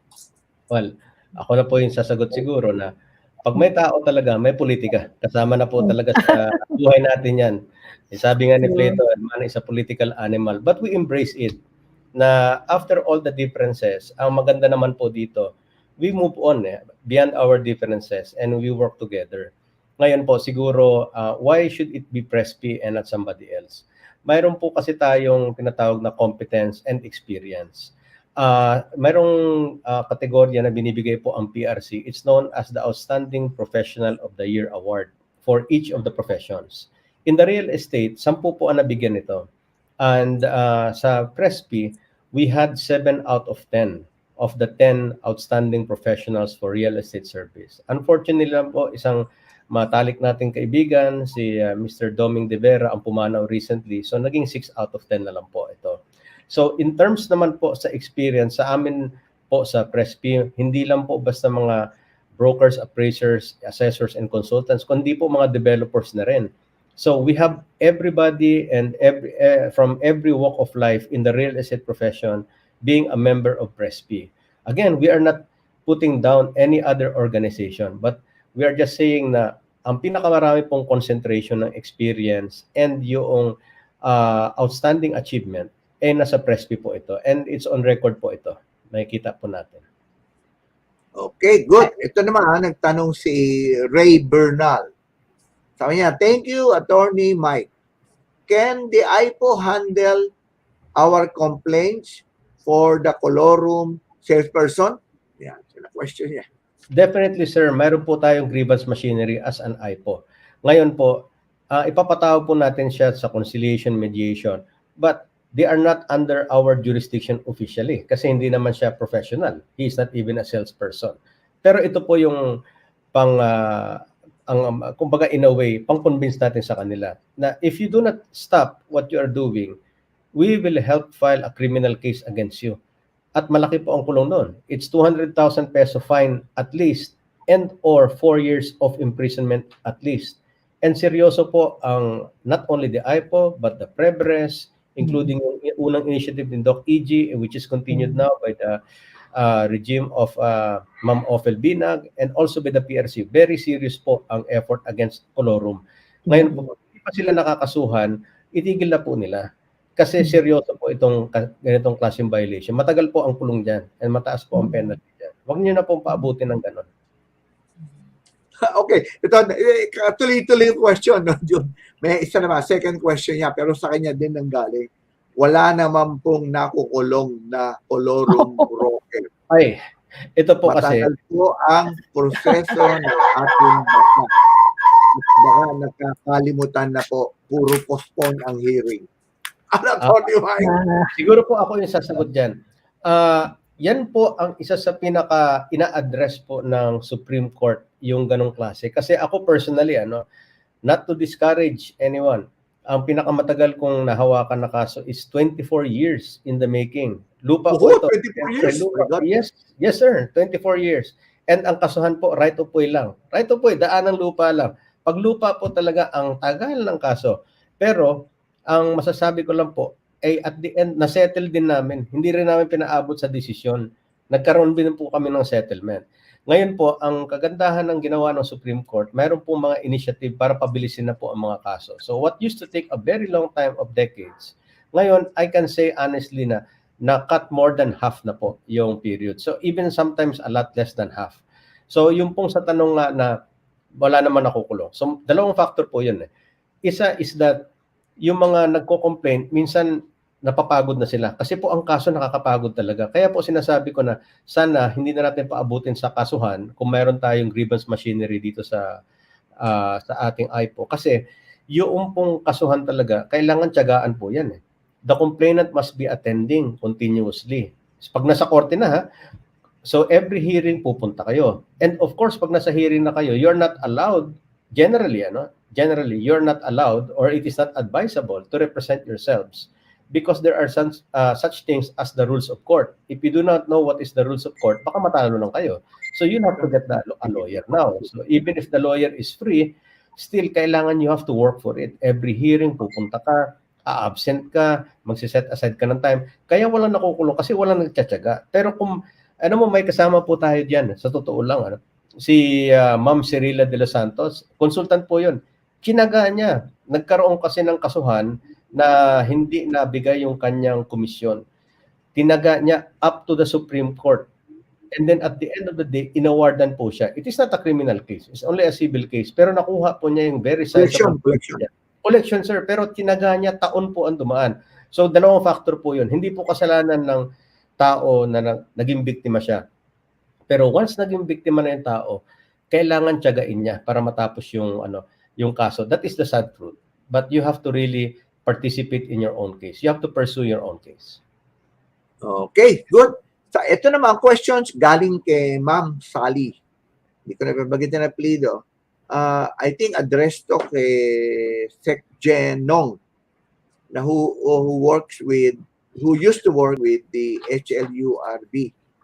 Pag nakakuha na po ng accreditation sa PRC, napakatagal po, which takes about 6 months or more or even a year bago makakuha ng ID ang salesperson. Hindi makabenta kung walang ID. At hindi rin makakabenta kung hindi ma-approve siya sa DSUD, the Department of Human Settlement and Urban Development. Ano ba magagawa po natin? Mamamatay na po ang mga ahente. Okay, thanks for that question. It's very interesting. Yeah, yan ang experience ng mga accredited salespersons or yung salespersons whose accreditation are still pending with the PRC. What DSUD, or Department of Human Settlements and Urban Development, has been advising these salespersons to keep their official receipts because that is enough proof that they have filed for their accreditation with PRC. So DSUD is honoring official receipts. So pwede po kayong magpa-register. You just have to have your, there's a document that your supervising broker have to sign. Dapat pirmado po yun. And then the ID of your broker, bring it to DSUD together with your official receipt issued by the PRC or PRBRES, and your project selling journey will finally commence. So wag po kayo mag-alala. OR lang po. pero isa pa, nagbebenta po ako ng bahay at lupa na meron ng may-ari. Hindi ko na kailangan kumuha ng disud kasi hindi naman project. Tama naman, no? Yeah, that's right. For general brokerage, project selling lang po, that is only in project selling that you will be required a issued ID or registration. Pag general brokerage po, wala po yon. Ito, nakakatawa. Nakakatawa, no? Sabi niya, totoo po yung mga sinasabi nyo. Pero ang problema po ay ang red tape. Napakatagal ng ID sa PRC na inaabot ng almost 1 year at sa DSUD, matagal na rin po ngayon. Paano kaya malulutas ito? Tapos at may nanguhuli pa sila sa amin. Okay. For PRC, na-mention ko na po sa inyo yan. They don't have enough manpower. Let's give them the benefit of the doubt. For DSUD po, yeah, it happened to me because meron pong transition from HLURB, Housing and Land Use Regulatory Board, to DSUD, di po ba? Because of that, they had to redo everything. The database, I think, was lost. Apparently, got lost along the way. I don't know how. So for 6 months from the time database got lost? Yeah, the database, sir. So yun ang nakakatakot. One database of my ng friends, HLURB na wala papunta sa database of brokers and salespersons got lost somewhere. They couldn't find it. So they had to redo it all over again. So in one of my meetings with DSUD, I think that was a few months back, I had to complain. Sabi ko, hinahanapan ako ng project selling. Sa project selling yung ID, nasaan yung sa akin? The fact that I came from DSUD or HLURB, dapat priority ako, senior pa. And then immediately they said, ma'am, ready na. Senior ka na ba? Sir, blowout kita mamaya. So they just bought a machine. They were able to come up with the logo of DSUD. So I think all the IDs are available already. The next problem here is how will they email it to these applicants, or will the applicants be informed of the availability of their IDs so they can go to DSUD to already pick up their IDs. But I said, too late na. By November, we have to file a renewal for project selling. Sabi ko, wag nyo nang anuhin yan. Basta may proof kayo that you have filed your application with DSUD. Again, your official receipt will matter. DSUD cannot do anything if we start selling. Basta may proof lang po tayo na we paid our fees with them. Okay, good. Pero ito naman, tanong ito kay President Melby. Well, Chairman Melby of Membership of PFRESPI. Okay, ito ang tanong niya ay, palay ko taga Cebu to no? We know that you are from Dumaguete at you are working with Filipino Homes, who claims to be the biggest, organization that has so many numbers of sales agents numbering thousands. Now, how can they get a license or accreditation license from PRC and DSUD? Paano na sila nagpapangsyon? And I think the expansion of Filipino Homes is tremendous. Malaki ang pagbiyahe niya. Ang kanyang paglaki. Paano po ba yan? Meron po bang violation yan? Yan, tanong. As far as I know, sir, sorry for the echo. Sir, actually, Filipino Homes is actually complying. So we have brokers taking care of our salespersons. That's why yung mga brokers mismo ang nagre-renew or nag-follow up for the application of the accreditation of our salespersons.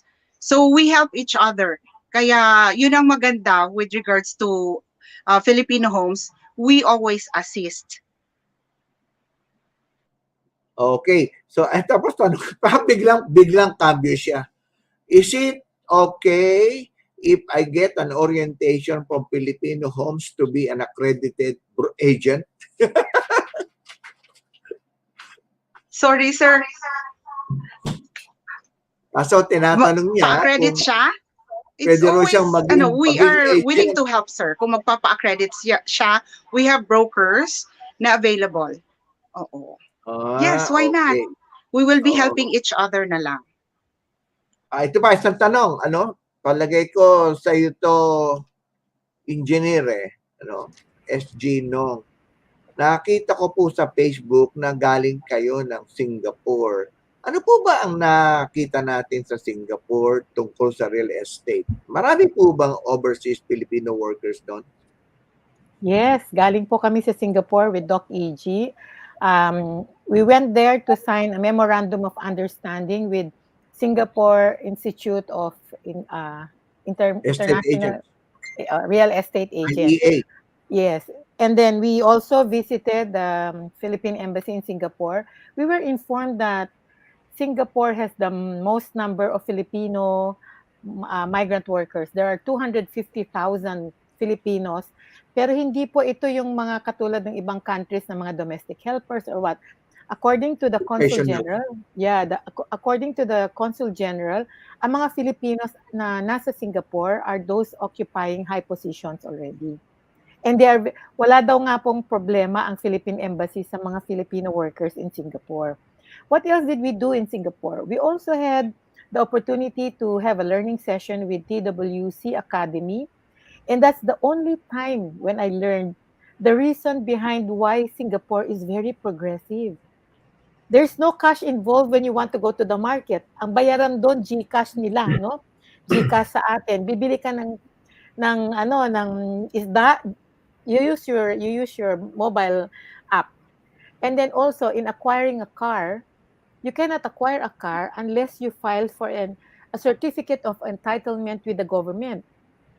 And the fee to be able to be issued a certificate of entitlement to own a car is 100,000 Singapore dollars, which is equivalent. Wow, laki which is equivalent to 4.2 million pesos. So wala pang kotse nun, ha? Wala pang kotse. Sir. Opo. Once you get a certificate of entitlement, that's the time for you to choose your car and buy one. So imagine, parang nabanggit ko sa isang program, I own a Fortuner. I only bought it for 1.4 million. But in Singapore, if you're going to buy a Fortuner like mine, you still have to apply for a certificate of entitlement na 4.2 million. Ang Fortuner pala dun, 4.2 million. So, ang total car mo, very simple Fortuner car is 8.4 million na. That's why you will see the discipline of Singaporeans there and how the government treat their citizens. Grabe ang discipline, grabe. It's a very clean country, and I learned a lot from that 2-hour presentation from TWC Academy. And I'm very thankful to Doc EG for inviting me to join there, also because we have another purpose, which is I was a co-signatory of the Memorandum of Understanding, and I was issued a board resolution by PFRESPI. Thank you to Press Mike and Doc and Sir June Dolalia and Doc EG for allowing me to co-sign in that document. Okay, thank you. At well, we all know that we are really moving towards globalization.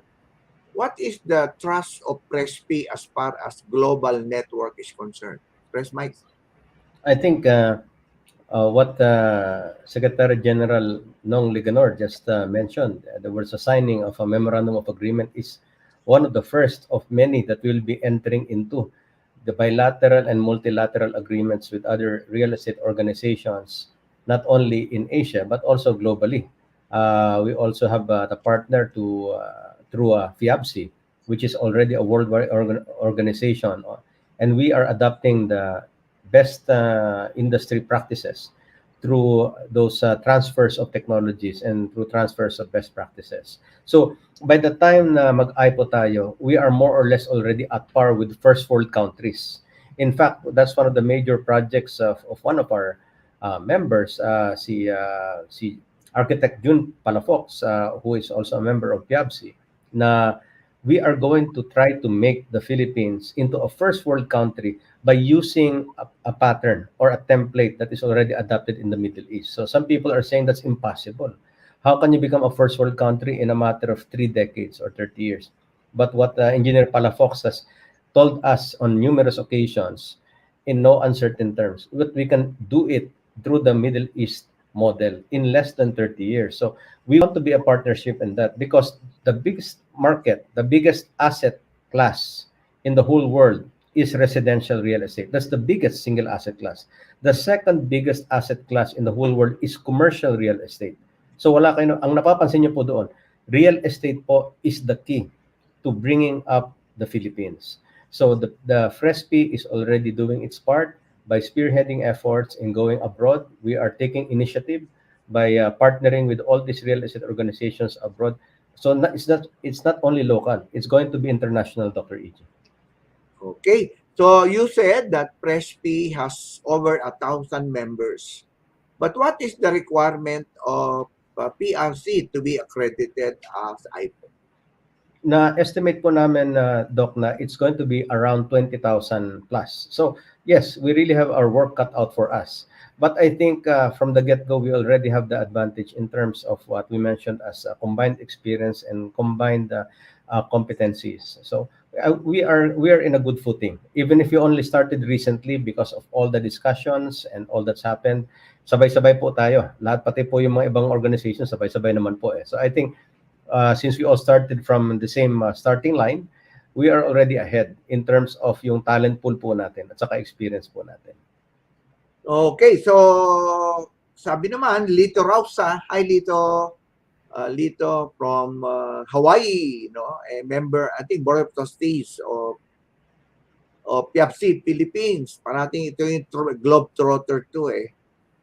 I think the advantage of PRESPI is that it has so many outstanding professionals of the years awardees.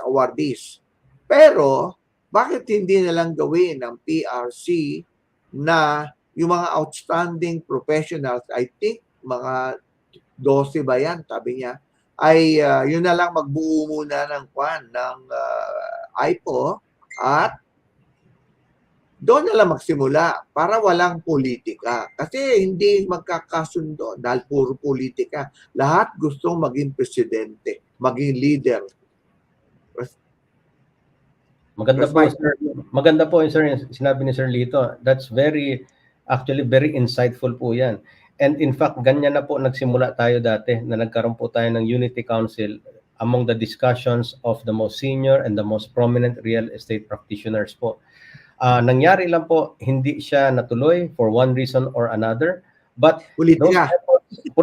In short, masaya po talaga pag maraming tao, talagang may kasamang politika po talaga. But again, like I said kanina, we have to embrace politics because at the end of the day, we can only have a progress if we are managing to work together, and that involves really politics. And ito naman po, even right now, there are efforts within not only PRESPI, but also among the other organizations, and even the PRBRES and the PRC, nagmi-meeting po kami regularly. In fact, this week, I think there will be another meeting na precisely along that lines, na why not the most outstanding, the most prominent, form a unity council. And we are 100% behind that idea. But in the meantime that is not happening, we cannot just rest and remain not doing anything. Kasi ganun po ang nangyayari for the several years na walang nangyayari, wala talagang nagiging progress po tayo. So we are still continuing the membership drive kasi po, once ma-form na po yung IPO na yan, napakadali na po, whether you call it PRESPI, whether you call it Unity Council, lahat po ng members na makukuha natin, automatic po yan, i-elevate po natin siya. They are going to become the members automatically of that IPO. So yung trabaho po natin, it will not be wasted. Kasi ito po ay for IPO. This is not for PRESPI. This is for IPO po ang ginagawa natin. So again, I have to emphasize, this is not for PRESPI alone, but this is for the IPO, for the real estate service professionals po. Ito tanong, how can you reach 20,000 in 1 year? Parang mahirap ata yun. Hindi po. There's a goal. Goal po ang 20,000. Goal po yan. Remember po, pag nagkakaroon tayo ng mga meeting among salespersons at brokers, meron tayong ini-state na motivation na ito yung ating goal. We have to have a goal there. That is our goal. Now, if we think that it will be a little bit difficult to aim for that, then we adjust the goals. i-adjust natin siya. But we never understate the goals. We always aim for the moon. So even if we do not hit the moon, then we hit a good target. We hit the stars. Ganun po yung sa atin dyan. Ano? So I think Okay. also our members here might have some idea in it. Press Yeah. Mel of our Yeah, membership. our Is chairman for chairman for the membership, membership will trustee, be the best position Melby, for this one. maybe you can tell us your plan of Yes, recruitment. So you Doka, will be paid I won't be hearing you.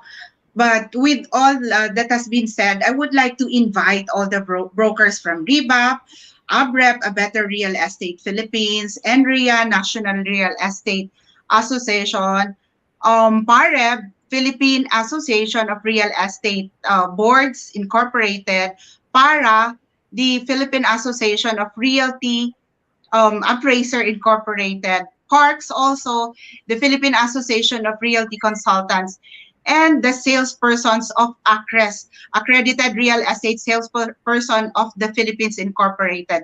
I think it's about time. I hope you can hear me. It's about time for us to join hands and be part of PRESPIs, to be the voice of our dear real estate.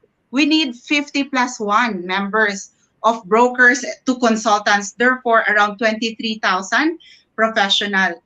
So I am all inviting you to join PRESPI so that we can hand in hand do whatever things we have to do with our dear profession. So Doc, sana lang ma-appreciate ng ibang organization ang ginagawa ng PRESPI. Ano daw bang dahilan kung bakit maraming nasisira sa organisasyon? At ano ang advantage by joining PRESPI? Press Melby. Muted ka, Melvs. I don't think she can hear us kasi ibang device yung ginagamit niya eh. Oh. Oh, we can hear her but she cannot hear us. Okay, ito maganda press mic. Sabi niya, Yes, sir. ni Edna Tumala at saka ni Elizabeth de Guzman. Sabi niya, winners! May puso pa. Winners! Thank you. Puso pa nakalagay. Ibig sabihin, we were able to reach out sa kanila.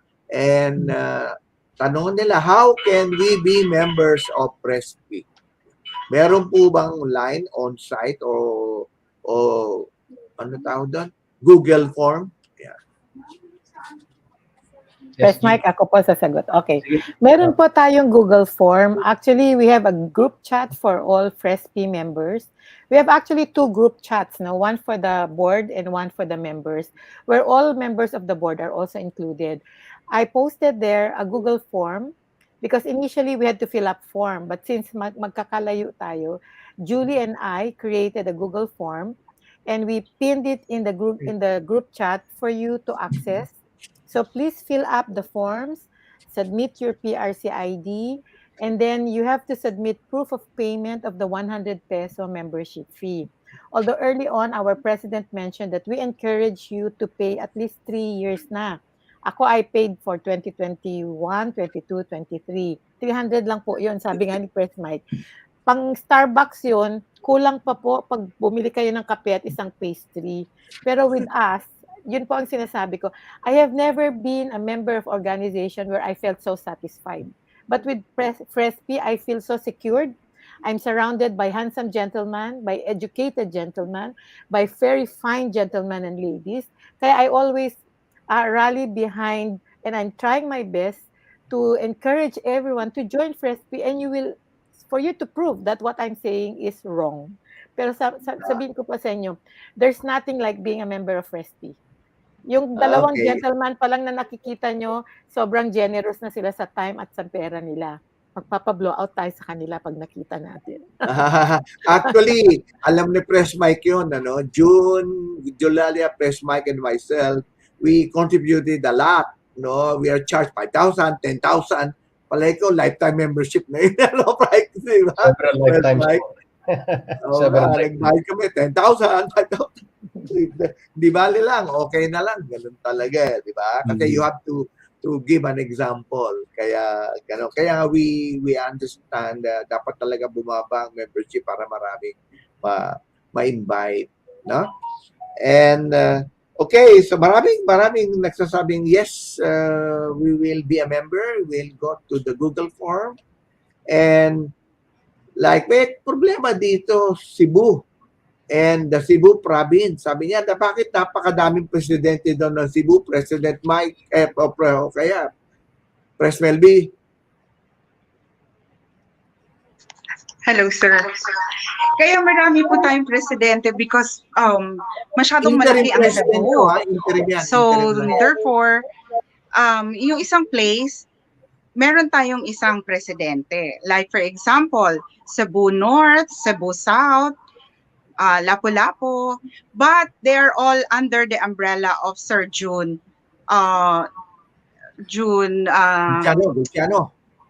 Yeah, oo. Luciano. Yeah. And when we will have our induction of officers, we will all have one date for that. So all of us will gather in the place where we will be having the place na mapag-usapan in Cebu City mismo. Kailan yung tentative date mo?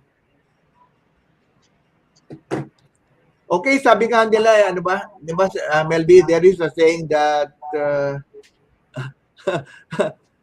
let's all be united, no? In unity we stand, and we will not be divided anymore. Yes. Diba? Okay, so we are really very grateful for you to have explained the objectives and purposes of PRESPI, which is aiming to be the accredited and integrated professional organization. I understand also that the leadership of PRESPI has made a courtesy call with Chairman Teopilo Pilando of PRC and also Commissioner Enad, no? Can you tell us of what happened during the meeting? Because it was all published in the social media and in the newspaper. Okay. Press mic ba yun? Mr. Chairman, I was there, and also along with our distinguished guests, we were there. Our purpose is to touch base with the PRC and get their opinions on the existing efforts of forming an IPO. And nag-share nga po si Chairman and si Commissioner Enad ng kanilang experiences with other IPOs. And yung effort talaga of making an IPO is not easy. In fact, para po doon sa IPO ng mga engineering, for example, it takes decades. Napakarami po ding politics involved. So napakaraming energetic na mga tao na nagva-vie para doon sa leadership. But ang sinabi po nila sa atin is that they are 100% behind the efforts of forming an IPO. Yun naman po ang kagandahan doon. We enjoy their support, and then part of that support is to try and bring all the stakeholders together and then sit down and then to try and form one unified idea on how to proceed with the IPO. And at the same time, they are supporting our efforts dito sa PRESPI because we are very active in getting members and getting the members aware of the existence and the need for the IPO. Sinasabi nga po nila, very essential ang IPO sa operations ng PRC because that is the only way for the PRC to implement yung professionalization of the individuals. It's through the IPO because the PRC cannot possibly monitor all of the thousands and thousands of professionals. Especially sa atin, napakarami natin. So, they really need the IPO. They are supporting. Thank you, Press Mike. Sabi ni Elizabeth de Guzman, well, the formation of the IPO is very timely and necessary today, and we really learn a lot from you, Press Mike, and two ladies, sabi niya, Engineer Liganor, and of course, Chairman Melby. Sabi niya, you are all winners. Winners daw kayo. Talaga din naman, no? Dapat talaga makuha na natin to, no?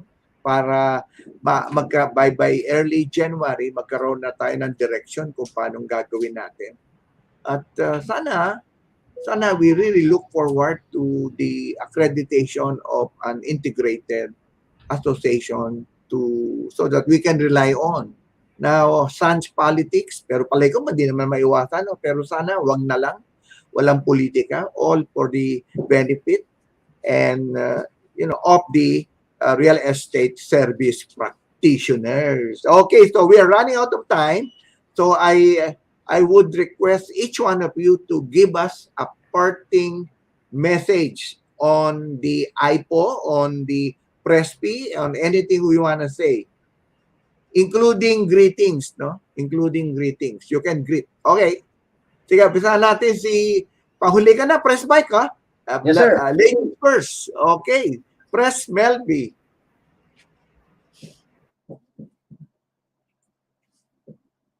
Oh, nawala ka na naman. Wala ka. Okay. Wala si Press Melby. Si ka na lang, si Engineer. Hello, Doc.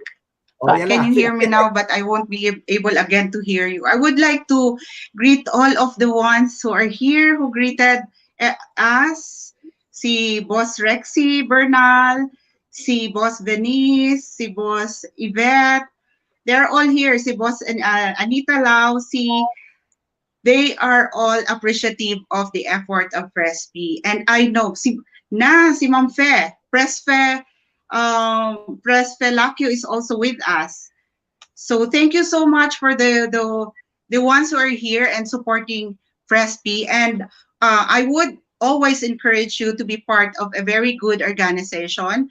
Nothing that will make us feel na hindi important. You will, as Ma'am Nong earlier said, that we feel safe with all the guys who are here with PRESPI. Kasi lahat sila matulungin, lahat sila, they are involved in helping real estate profession. So with that, I would like to thank everyone. Doc, thank you so much for having us all here. And thank you also for Attorney Michael and Ma'am Nong for supporting me. So pasensya po, right now I could not hear you, but I just wanted to share na it's really nice to be with PRESPI. So lahat naman tayo, lahat ng organization, RIBA, PREB, ABREP, we can join. So para magawa natin ang paraan, we could be the voice of real estate. And thank you so much and have a nice Sunday. Okay, thank you. Engineer Nong. Okay, before I forget, I'm going to have a shout out to my batchmates, class 73 of the Cagayan National High School. We're going to celebrate our 50th anniversary reunion on April 16, 2023. So may I call on all my batchmates who hasn't enrolled yet or who didn't signify their intention to join the reunion, please join kayo. We will have fun. And also to those who, and the names mentioned by Melvi early on, I couldn't see your names because I'm live on YouTube. Mamaya ko palang makikita kung sino-sino kayo. Maraming salamat for spending your precious Sunday with us. I hope we gave you some tips on which organization to join. I tell you time and again, sa edad kong ito, sabi ko nga nila, at this age and time, I would always say that if there is any organization who could take care of you as a practicing real estate professional, it is PRESPI. So I salute all those who are members and I salute those who are incoming members. God bless everyone po. Okay, wow, well said. Thank you, Prof. Nong. Yes, now we go. We now, the highlight, the press, Attorney Mike. Thank you, Dr. E.G. And thank you, Chairperson Mel Lorenzala Sadang and our Secretary General Eleanor M. Liganor for bringing this program together in this afternoon. And most especially, thank you for everyone who has joined us in giving us 2 hours of your very precious time. I know it's a weekend, but the fact that you gave us your time, it means very everything to us. Ano? And ang important po na bagay dito is that as real estate service professionals, we have to get involved in our own future. I will not just speak for PRESPI or as a broker, as an appraiser, as a consultant, but as a member of a profession na matagal na pong walang representation. I implore you to be involved in your own future kasi malaki pong bagay ito. It will help your practice. So, ang PRESPI po is just one of the options that we are giving you, and we hope that by our presentation mapakita namin ano po ang ma-offer namin sa inyo. But it's really up to you po to make IPO happen. Kasi without your active participation, if we just take it for granted na nandyan naman po ang PRBRES or the PRC who will take care of us, we are denying ourselves of a very big benefit sana. Kasi kung may IPO po tayo, we can make our voice be heard. We can have a unified front laban sa mga colorum practitioners po na ito. So it is your future. Please take a very active participation po dito. And we are here to help you along with it. We will help each other po dito. And again, thank you po sa lahat ng mga real estate organizations named by Chairperson Mel Lorenzala, because without your help, this will not happen. So kailangan po talaga natin ng lahat ng tulong ng real estate service organizations and the real estate service professionals individually. We all need your help so we can get ahead in forming an IPO. And we hope to see you soon. Maraming salamat and have a good weekend po, everyone.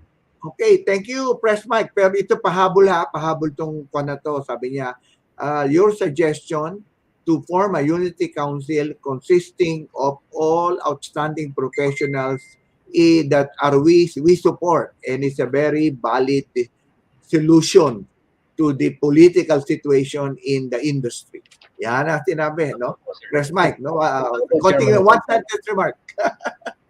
Very good ending remark po yun. We support that also. Yeah, agree. Okay, so thank you. I guess that they have learned a lot on how PRESPI operates, the ideals, the objectives, the purposes of PRESPI that people can rally on. We will all rally on behind PRESPI.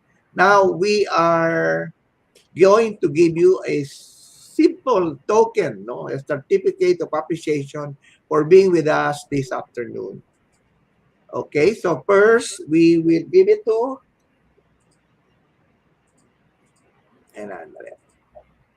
May certificate po tayo. Hindi pa lang na. Sandali lang, pa-plus lang po. Posted na. Ano? Teka, wala na? Ayan na. Huwag mo na kayo lalabas. Okay, si Attorney Michael Ross Limosnero, the President of PRESPI, for being with us and being our resource person on our topic today, PRESPI responding to the challenges of the real estate profession. Thank you so much, Press Mike. And the other certificate now is given to... Meron ka na?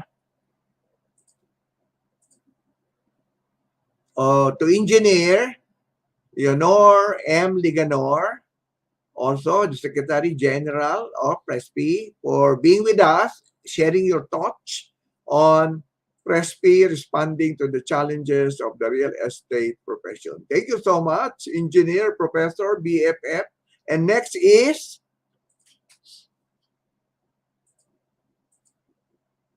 Okay, Pinaklinong Secretary Melby Lorenzala Dorado Sadang, papalitan natin to kung gusto mo, for being with us today and contributed your ideas and thoughts on how we can best improve and the profession through an accredited and integrated professional organization through the topic PRESPI responding to the challenges of the real estate professions. Thank you so much. Okay. So, we can email to you the certificate. Puro ngayon, email na lang yung certificate. And thank you so much for being with us. Pero huwag kayong aalis kasi meron tayong mga for each one of you, I guess, we have a short, simple token, no? We will give you each a mug from the Doc EG Live.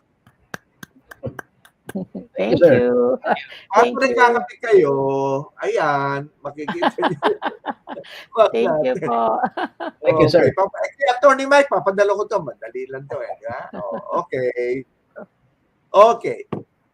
Pero Kenong, meron ka pang t-shirt, ano? Yes, sir. Kunin ko sa inyo. Di ba? Pero for our weekly winners, Yeah. meron tayong kasi mga early bird.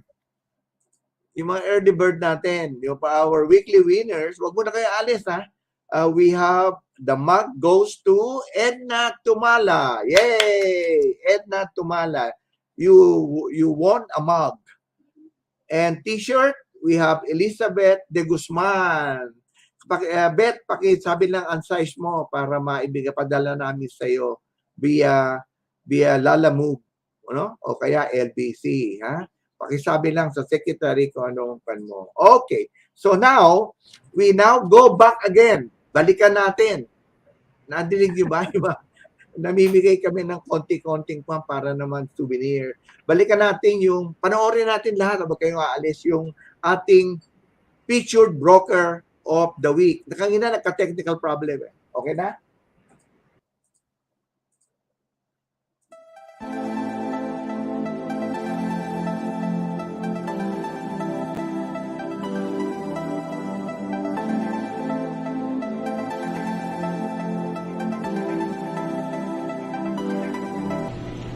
Hello, good afternoon.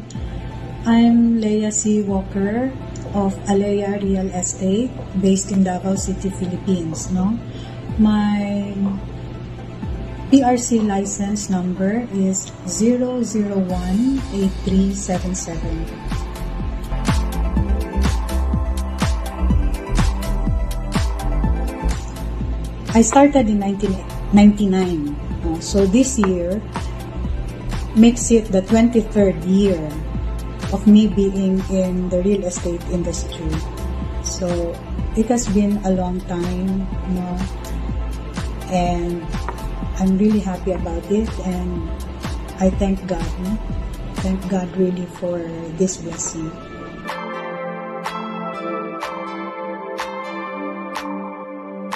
Actually, several things. A combination of many things actually. First, the business. Our main business is buying and selling of land. So that takes up my time. Number two, my being a broker. So I handle exclusive and non-exclusive contracts with clients. So that adds up to work. And then, family visiting from abroad. So I'm very happy about that because I seldom see my nephews and my sister. So that, of course, Davao Board of Realtors, we have meetings. So that takes up my time too. And last week was the blessing of our new building, the Alea Real Estate building. It's a 3-story building with a roof deck, which I love very much because it has a 360-degree view of the mountains and the neighboring areas. So, and I'm very happy about it because after 23 years, Alea now has its own office, office building, I mean. So all these things actually keeps you busy, but I'm okay, and I'm really happy about it, and thank God, and thank you to our clients as well for having been with us all these years. Daghang salamat.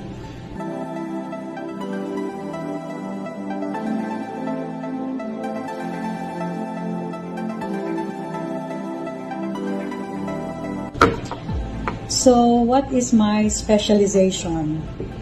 Well, there are two. Alea Real Estate is a real estate dealership company. So, that's first. And then second, it's a real estate brokerage firm. So, what are those? Okay, dealership, that's when we do buy and sell of land. So there are many things that goes with that. So it keeps up a lot of my time, but over the years, I have learned what to do, no? Kung sa Bisaya pa, pasikot-sikot, no, sa business. So I have learned that over the years, and that becomes my first specialization. Secondly, being a realtor, no? I'm a licensed real estate broker in the Philippines and a realtor, being a member of the National Association of Realtors in America. So brokerage has become also my specialty. I handle exclusive and non-exclusive contracts with my clients. So I represent them, and so I find also buyers for them.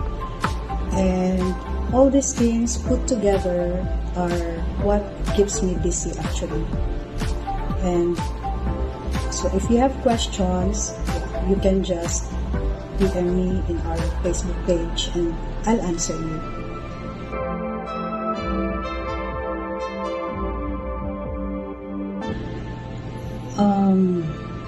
I think number one is being professional.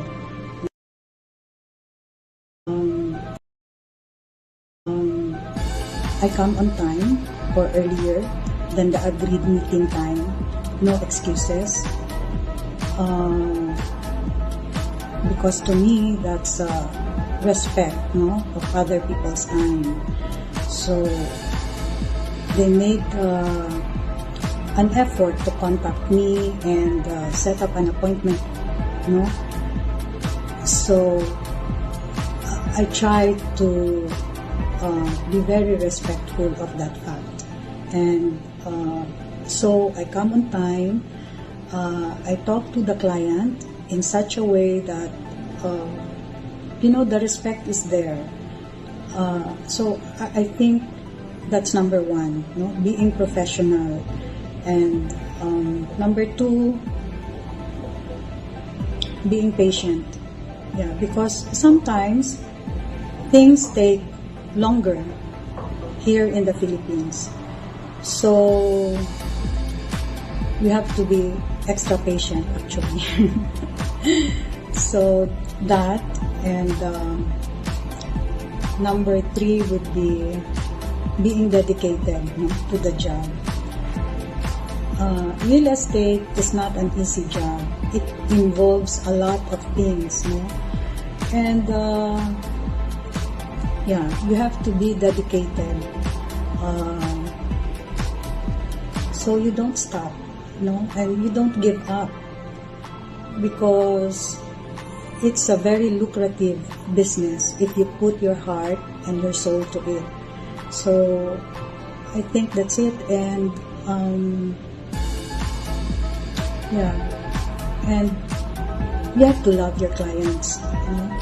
It's for me, it's the love of the business also, and the desire to help others.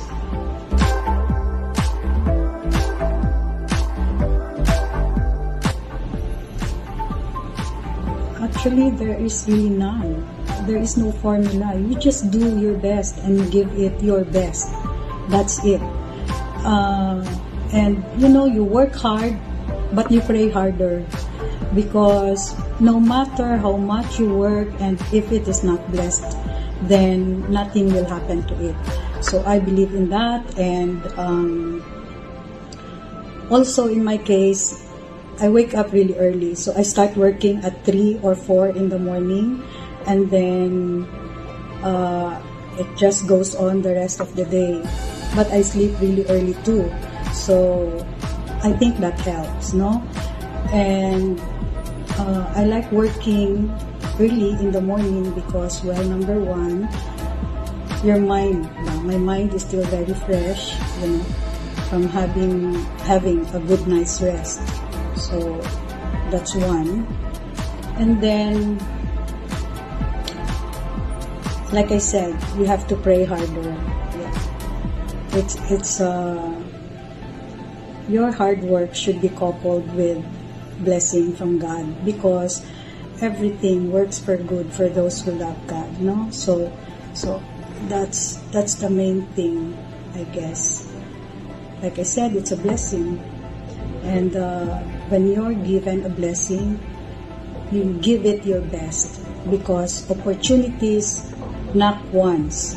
Yeah, so give it the best you can. If you can give more than your best, do it. So I think that's it.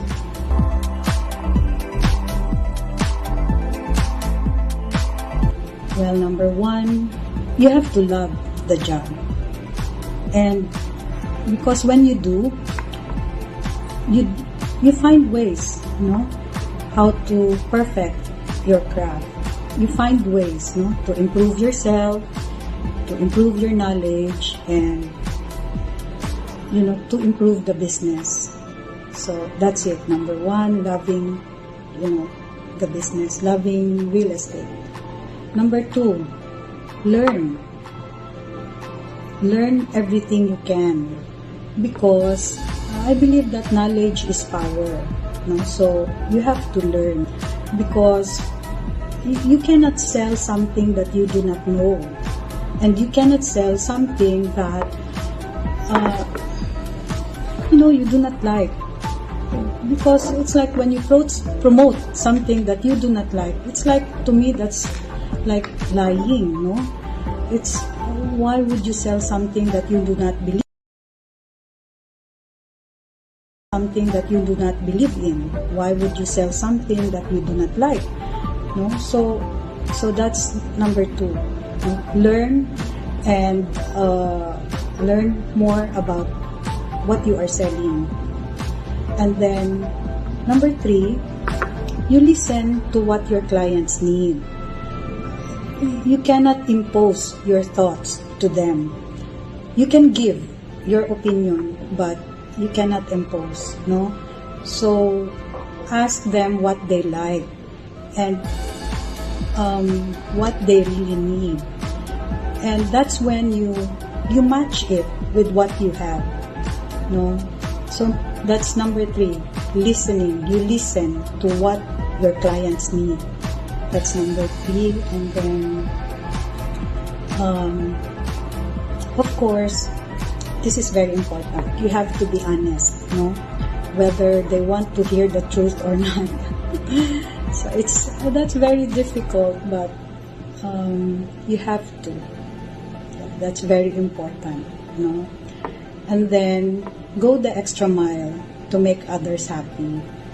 Not just your clients, but there's your agents, your colleagues, So when you are already in the business, make the extra mile to make everybody happy, because relationship matters.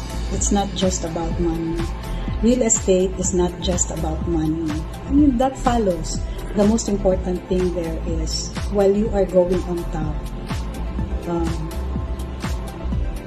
wala ka na tapakan, along the way. So, yeah, you have to make the extra mile, like I said, to make other people happy.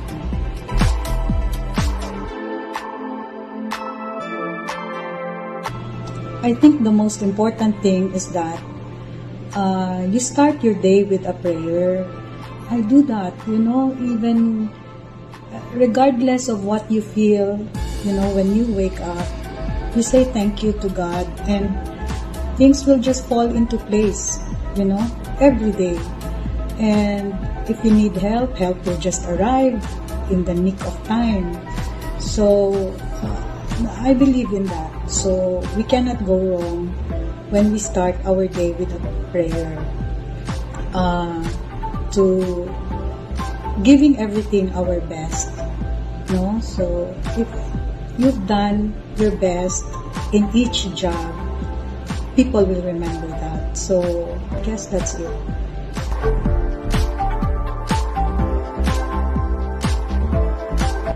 I'll share with you this story. I was in a meeting with the buyers and the sellers, 2 months ago. And they were talking about me as if I was not there. Okay? So, the buyer said, we work closely with Leia because doing business with her is very easy. And she has always been very professional to us. The seller said, in fairness to Leia, yes, she has been nothing but very professional to me as well. No? So, that is how I want to be remembered. No? Makadako sa heart ba? And it's that's the legacy I want, to leave pag wala na ko. And also I want everybody, not just my clients, but also my staff, all our employees, our agents, my colleagues in the industry. I hope that they will remember me as, the kind woman, the kind broker that they were able to deal with, right? And they will remember my kindness, and they will remember that I was always fair to everybody. So, I guess those three, I want to be remembered that I did my job well. I was kind and fair to everybody. That's it. Thank you.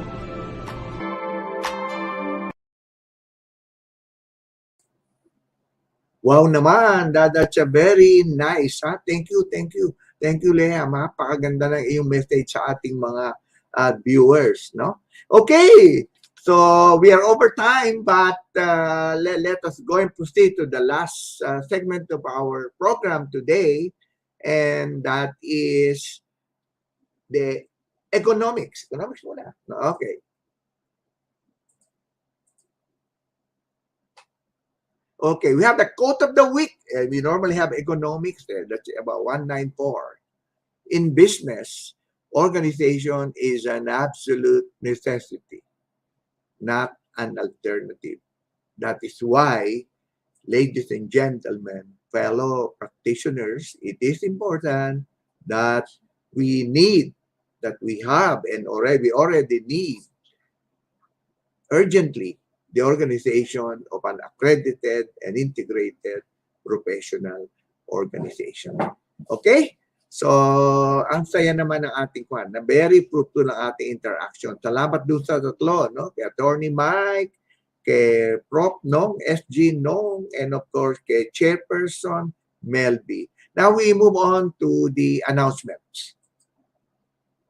Okay, so in securities, you want protection, go to Silver Point Training Institute of Industrial Security.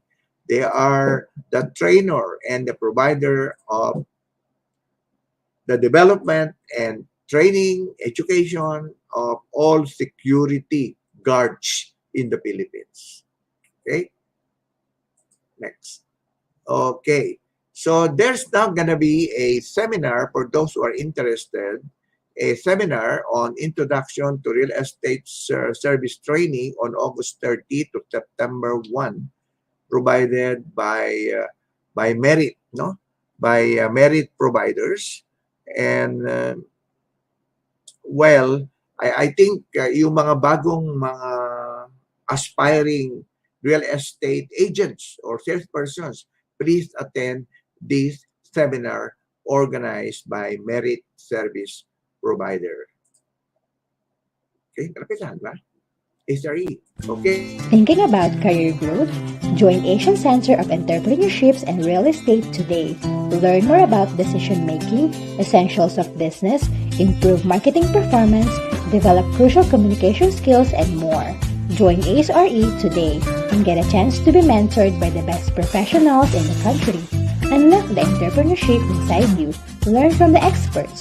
Contact us at 0969-557-6 7017 or email us at asiancenterandtrebrealestate@gmail.com.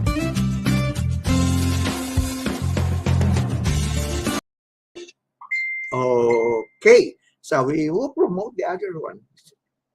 And there is another promotion. First week of September, we already have classes. You are all invited by the Lyceum of Alabang with its partnership with the Asian Center of Entrepreneurship and Real Estate to join us in the Blendplex program of Lyceum, BSREM. Thank you. Now, well, I have news for you. Due to insistent public demands, I have been receiving a lot of suggestions and recommendations that we move our program instead of a Sunday afternoon, which is supposed to be a family day, that we move it on a weekday. And that is why I've met the team and they all agreed with me that on our 10th season, wow, nakate na kami, on our 10th season, which will start on September 16, 2022, on our 118 episode, instead of a Sunday, we will be moving in on a Friday, same time, 3 to 5 p.m. to give an opportunity for those who are not or who will not be able to attend on a Sunday, kasi family day daw, ano? Pero despite of that, we have good viewers, to be with us on the last day before holidays, at on a Friday, to be with us and learn from us and enjoy the moments or the episodes of Doc EG Live. So, I'll see you, pero tuloy-tuloy pa rin po tayo hanggang ilang pa tayo? Dalawa pa tayong episodes. After that, on September 16, we will be moving to on a Friday. Don't worry, we'll keep you updated, and YouTube and Facebook will keep you updated on that. On the 118th episode, we will be, in our 10th season, we will move on from Sunday to Friday. Okay? So, on behalf of our team, magagaling po yung mga team ko, no? And, well, we now have Ellen Lee, and also we have Rosa De Jesus, and Rhoda Ramos, and Digong Salamanca, and the rest of the team, yung iba nating mga utilities.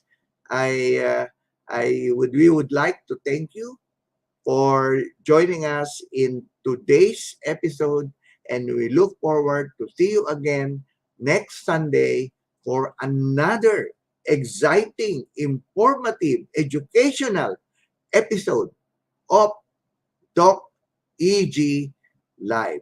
It's Doc EG Live, usapang lupa at negosyo. Till Sunday, stay safe, stay healthy. Thank you so much. Bye-bye.